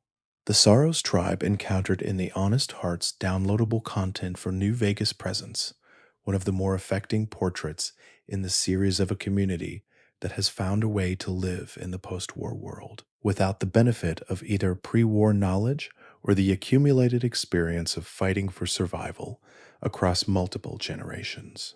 The Sorrows are presented as genuinely gentle in a way that the wasteland does not usually accommodate, and the tension of the DLC is in large part organized around the question of whether that gentleness can survive contact with the forces pressing in on the Zion Valley from outside. Joshua Graham's complicated mentorship of Follows Chalk and the other young Sorrows is an attempt to give them enough of the knowledge needed to defend themselves without destroying the quality of spirit that makes their community worth defending. Daniel, the other major Mormon figure in Honest Hearts, represents a genuine alternative to Graham's approach, one organized around the idea that the Sorrows would be better served by leaving Zion entirely than by learning to fight for it. His argument is not cowardice, but a specific reading of what the Sorrows are and what would be lost if they changed themselves to become capable of the violence necessary to hold the valley. The disagreement between Graham and Daniel is one of the more substantive theological and ethical arguments in the series, between a vision of faithfulness that requires maintaining the community's essential character at the cost of its location, and a vision that requires changing that character in order to preserve the place where it developed. Follows Chalk, the young Sorrow's companion who can accompany the player through parts of Honest Hearts, is one of the DLC's most charming characters because his curiosity about the outside world is entirely genuine and entirely naive in ways that the player character, however many hours they have spent in the wasteland, cannot share. For him, the world beyond the Zion Valley is hypothetical and fascinating, a place of possibilities that the enclosed reality of the valley has never offered him. His questions about surface life and his enthusiasm for pre-war artifacts encountered in the ruins are the undefended openness of someone who has not yet learned to be afraid of what he does not know. And encountering that openness in the context of a game usually populated by people who have been made cautious by hard experience is genuinely affecting. The White Legs tribe, the antagonists of Honest Hearts, represent a deliberate contrast to the Sorrows in terms of what the post-war world can do to a community over time. Where the Sorrows have maintained something like gentleness, the White Legs have been shaped by a history of violence and deprivation into something that the DLC presents without redemption. Their alliance with Caesar's Legion, undertaken in exchange for military training and the promise of future status within the Legion's expansion, is an arrangement that requires them to destroy the Zion Valley as a demonstration of their worth, a test of loyalty that Caesar's agents have designed to eliminate a potential complication while simultaneously binding the Whitelegs to the Legion through shared guilt. Salt Upon Wounds, the White Legs war chief, is not a character with significant depth as written, but the context surrounding him, the alliance with the Legion and its implications, the history of the White Legs as a tribe that has been pushed and shaped by forces larger than itself into its present form, gives his antagonism a weight that simple villainy would not carry. He is what happens to a community when the only choices available involve various forms of violence and a culture that develops from making those choices across multiple generations reaches its logical conclusion. The Honest Hearts DLC does not excuse this, but it contextualizes it in ways that prevent simple condemnation. The Zion Valley itself, the physical setting of Honest Hearts, is one of the most beautiful environments in any Fallout game. Drawing on the spectacular canyon and river landscape of the real Zion National Park in Utah to create a post-war setting that is, unusually for the series, visually lush rather than visually desolate. The decision to set the DLC there was not simply aesthetic, but thematic. A place of extraordinary natural beauty that has been preserved by its isolation from the centers of pre-war and post-war conflict, becomes a symbol of what survived when so much else did not. And the question of whether it can continue to survive is correspondingly urgent. The Sierra Madre Villa, the upper-class residential area surrounding the casino in the Dead Money DLC, was designed as an exclusive community for the wealthy patrons who would eventually take up residence there as part of Frederick Sinclair's vision for the Sierra Madre as a total environment. The villa's architecture, its gardens now overgrown, its apartments designed for long-term habitation rather than short visits, the cloud speaker system that Sinclair installed throughout the area, all of these details tell the story of someone who intended the Sierra Madre not as a place you went to gamble, but as a place you came to live, a permanent refuge from the world outside. That the world outside was destroyed before anyone could take up residence there is the peculiar form of irony that Dead Money specializes in. Christine Royce, one of the companions forced to join the player in Dead Money, carries a history that connects the DLC to the broader Fallout New Vegas narrative through her relationship with the Brotherhood of Steel and with Veronica Santangelo, Veronica being a potential companion in the base game. Christine's loss of her voice, the result of surgical modification by the Sierra Madre's automated medical systems, gives her a specific communicative challenge that the DLC handles through a combination of gesture, expression, and the player character's interpretation of her responses, creating a form of interaction that is deliberately limited and that makes her eventual communication of complex emotional content all the more affecting for the limitation. She is one of the series' better examples of a character whose constraint becomes an expressive resource rather than simply an obstacle. Dog and God, the other companion forced into the Sierra Madre's deadly scavenger hunt, embody the FEV supermutant cognitive split in a form more extreme than the game usually depicts.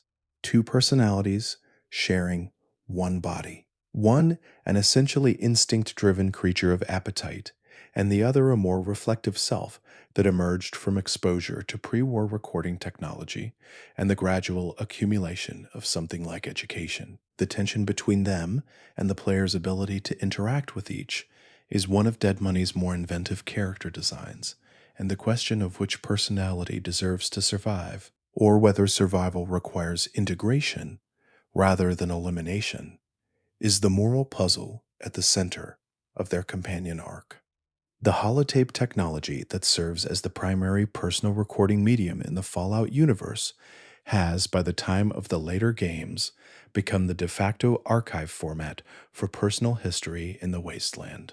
People record their experiences, their fears, their messages to people they may never see again, and leave those recordings in places where they might be found by someone who cares to look. The accumulation of these recordings across any given Fallout game constitutes an enormous informal archive of individual lives lived in specific circumstances, and the experience of collecting and listening to them is one of the series' most distinctive forms of environmental storytelling. What makes the holotapes particularly affecting is the temporal gap between recording and playback. The person speaking on a holotape recorded in the last weeks before the Great War did not know when they were speaking that their voice would still be audible 200 years later, heard by a stranger in circumstances they could not have imagined. There is something about this gap between the ordinary human urgency of the recording and the vast distance from which it is now heard that gives even mundane recordings a quality of involuntary elegy. The person who recorded their shopping list or their argument with a neighbor or their late-night loneliness was not trying to create a document for posterity. They were just living, and the living accidentally became the record. The terminal entries that supplement and sometimes contradict the holotape record add a different dimension to this archive. Where holotapes capture voice and therefore something of the effective quality of the person who recorded them, terminals record text, which presents a more mediated version of the same person. More formal, more considered, more aware of the possibility that someone might read what is being written. The same person who records an emotional, rushed holotape might write a careful, Measured terminal entry about the same events, and the gap between the two versions is a small window into the space between how people experience their lives and how they choose to document them. The Pip-Boy's cartographic function, the map that the player consults throughout each game to navigate the wasteland, has a specific in-game history that most players do not examine closely. The maps displayed on Pip-Boy devices are not continuously updated satellite imagery or real-time data feeds, but compilations built from pre-war cartographic data, traveler reports, and the Pip-Boy's own sensor readings over the course of the player's exploration. The blank spaces on an unexplored map are not simply the game withholding information from the player, but a realistic representation of what a Pip-Boy would actually know about territory it has not traversed. Nothing, or only what previous users of this specific unit happened to record and not delete. The question of previous Pip-Boy users is an interesting one that the games handle with varying degrees of consistency. The Pip-Boy 3000 is a device of limited production run that was issued to specific individuals and carried for extended periods rather than regularly replaced. The unit a player character carries at the beginning of a game presumably has a history before the game begins, carried by someone who used it to navigate a world that no longer exists in the form they navigated.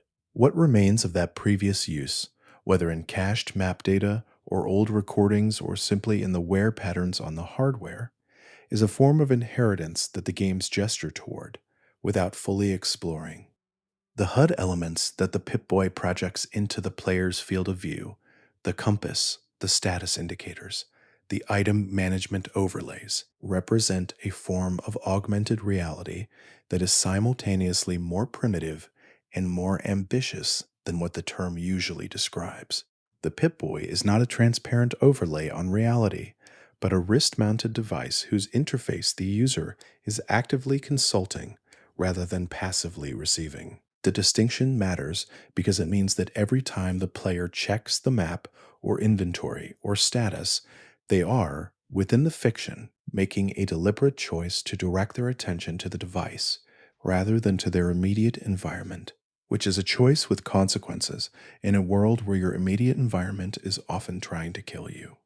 The Fallout series' treatment of religion across its various iterations is one of its more consistently thoughtful aspects, depicting belief systems ranging from the obviously satirical to the genuinely philosophically interesting, with a complexity that resists simple categorization. The children of Adam have already been discussed at length, but they represent only one point on a wide spectrum of post-war spiritual life that includes the new Canaanites of honest hearts, whose Christianity has survived the apocalypse with its core intact while adapting its practice to the specific conditions of post-war survival. The followers, secular humanism, which functions as a philosophical system with many of the social functions of religion without the supernatural content, and various tribal belief systems whose specific content the games often leave deliberately obscure. The NCR's official position on religion is one of studied neutrality, which is to say that the Republic does not endorse any specific belief, but also does not prohibit any that do not violate its legal framework. In practice, this means that the wasteland communities that have joined the NCR carry their various belief systems with them, and the Republic's expanding territory contains an enormous range of spiritual practice that its governance structures have to accommodate without taking positions on. This is presented as a pragmatic solution to an otherwise intractable problem, and the various characters who comment on it do so with varying degrees of satisfaction with the arrangement. The burned man, before he became Joshua Graham and before he was burned and thrown into the Grand Canyon, was a translator and a scholar, someone whose vocation was understanding across cultural and linguistic distance. The combination of this background with the specific theology of the new Canaanites, whose understanding of grace and redemption has a particular resonance with the circumstances of someone who has survived something that should have been unsurvivable, gives Graham's faith a quality of intellectual as well as emotional investment that distinguishes him from characters whose religious belief is simply a personality trait. He has thought about what he believes and why, and the thinking shows in how he talks about it. The Mojave Wasteland's geography, its long, flat stretches of desert interrupted by mountain ranges and canyon systems, and the occasional ruins of a pre-war population center, gives Fallout New Vegas a distinctive quality of space that shapes how travel and exploration feel throughout the game. The distance between locations is real and takes real time to traverse, which means that the world has a scale that more densely populated game maps sometimes lack. The long drives on foot between settlements, with the Mojave sky overhead and the radio playing quietly, create a kind of meditative space that the game uses to allow emotional processing of what has happened in the narrative and anticipation of what is coming next. The New Vegas Strip's physical isolation from the broader Mojave, separated from the rest of the region by a Securitron security perimeter and accessible only through controlled checkpoints, gives it a quality of artificial distinction that the game uses to make pointed observations about the relationship between privilege and geography. The Strip is clean, maintained, and operating according to pre-war standards of service and comfort, not because the wasteland has been transformed in its vicinity, but because enormous resources have been spent to maintain that appearance within a defined perimeter, while everything outside that perimeter exists in its ordinary state. The checkpoint is not just a security measure, it is a philosophy expressed in concrete and Securitrons. Freeside, the district just outside the Strip's perimeter that contains the King's and the Followers' Clinic and a large population of people who cannot afford Strip admission, embodies the underside of that philosophy with equal precision. The residents of Freeside are not primarily hostile or desperate. They are simply people who live in the place where the resources that flow through New Vegas do not reach, maintaining their lives with what they can find and what the occasional follower or other charitable organization is willing to provide. The vibrancy of Freeside's street life, the King's performances, and the Followers' Clinic and the ordinary commercial activity of a neighborhood that has found its equilibrium is one of the game's better pieces of community portraiture precisely because it is not simply miserable. The Securitron army beneath Fortification Hill, the enormous force that Robert House reveals as his endgame leverage in the battle for the Mojave, changes the strategic calculation of the game's political situation fundamentally, and is designed to do so. The revelation that House has been building toward this moment for decades, that his apparent cooperation with the NCR has always been contingent on his ability to reveal this capability at the decisive moment, reframes every prior interaction with him and every prior assessment of the Mojave's power balance. What had seemed like a three-way competition between roughly comparable forces is revealed to be something else entirely. A situation in which one party has been operating with information about their own capabilities that they have not shared with the others. The platinum chip that triggers this reveal, the delivery of which sets the entire game's plot in motion, is a small object carrying enormous weight, containing upgrade codes for the Securitron army that transform them from the current generation units that already represent formidable force into something considerably beyond that. The choice of the chip as the plot's central MacGuffin is elegant because it is literally a key, an object whose value is entirely dependent on the lock it opens, and whose possession, therefore, carries the full weight of what that lock is protecting. Benny's decision to steal and bury the player character rather than simply deliver the chip and allow House's plans to proceed is the decision that everything else follows from. House's reaction to the chip's recovery and to the player character's existence as a person capable of recovering it is one of the game's more interesting character studies in power responding to the unexpected. He has planned for an enormous range of contingencies in his decades of preparation, but the specific combination of capabilities and motivations that the courier represents was not among them, and his response to this is to adapt rather than to reassert the primacy of his original plan. The flexibility with which he incorporates an unpredicted factor into his existing framework is presented as evidence of his intelligence, and it is, but it is also evidence of the specific kind of intelligence that has difficulty distinguishing between adapting to circumstances and exploiting them. The ending in which the player character supports an independent Mojave, turning against all three major factions and using Yes Man to reorganize the Securitron army without House's control, is simultaneously the most autonomous outcome available and the most uncertain one. The NCR would continue as a democratic republic under institutional leadership. The Legion would continue under the authority of its hierarchy. House would continue under his own plans. An independent Mojave under the player character's direction has none of these stabilizing structures and depends entirely on the decisions of a single person who has no institutional backing, no established governance structure, and no plan for succession. Yes Man's cheerful assurance that this will all work out is one of the game's more ambiguous statements about optimism.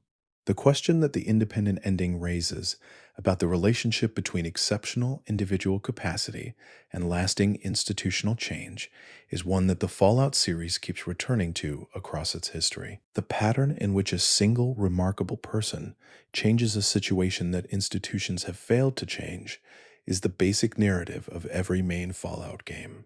And the games are consistently honest about both the power and the limitation of this pattern. The Vault Dweller saves the West Coast. The NCR that eventually emerges has nothing to do with the Vault Dweller's choices and is the product of ordinary people making ordinary decisions over many years. The exceptional moment creates a possibility. The possibility becomes history only if ordinary institutions take it up and carry it forward.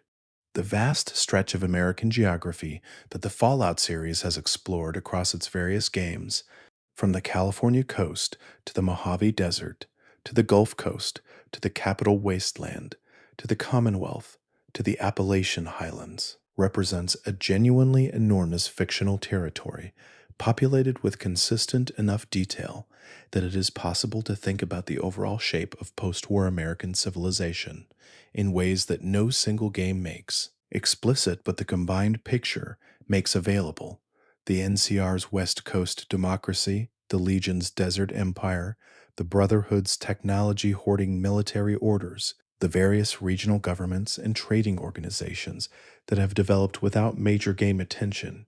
All of these together constitute a world that has been broken and is being rebuilt, haltingly and incompletely and with enormous human cost, into something that may eventually be livable. The small details are always where Fallout is most itself. The coffee mug sitting on a pre-war desk that still has a ring of dried liquid at its bottom, 200 years after the person who set it down walked out of the room for the last time. The child's drawing pinned to a refrigerator in a house that has been empty since 2077, faded and curled at the edges, but still recognizable as a family. Stick figures holding hands against a background of careful yellow sun. The grocery list in someone's pocket, recovered from the ruins of a supermarket. Milk, bread, batteries.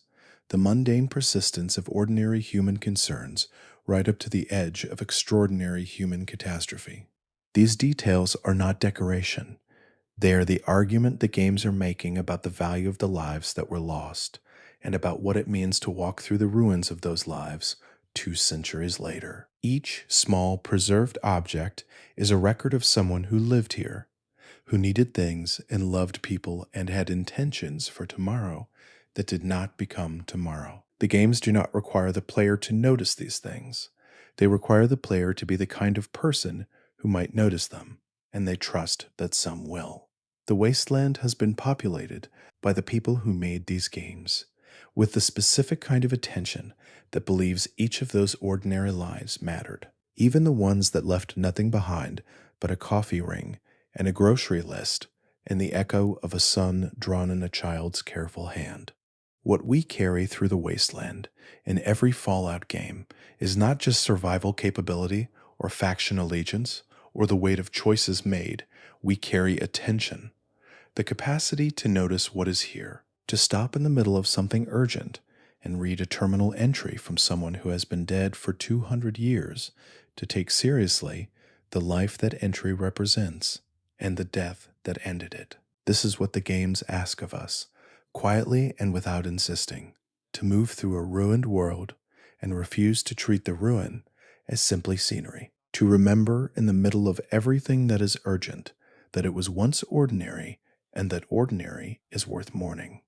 Tonight, we have walked through the length and breadth of a universe that began as a small design document in a California studio and grew into one of the most detailed fictional worlds in the history of games. We have moved through vault experiments and corporate histories and the stories of individuals who survived, with varying degrees of success, the collapse of everything they knew. We have visited communities built in aircraft carriers and casino vaults, in the ruins of government buildings, each one a small answer to the same ancient question of what people do when everything falls apart. What the Fallout universe keeps returning to, through all its different settings and all its different characters, is a set of concerns that are not really about the post-apocalypse at all. They are about institutions, about what they protect and what they destroy, about the gap between what power says it is doing and what it is actually doing, about the persistence of ordinary human qualities, love and curiosity, and the desire to build something that lasts through conditions specifically designed to make those qualities impossible to maintain. The bombs created the wasteland. What people did with the wasteland afterward is the story the games are actually telling. The world of Fallout is not hopeful in a simple way.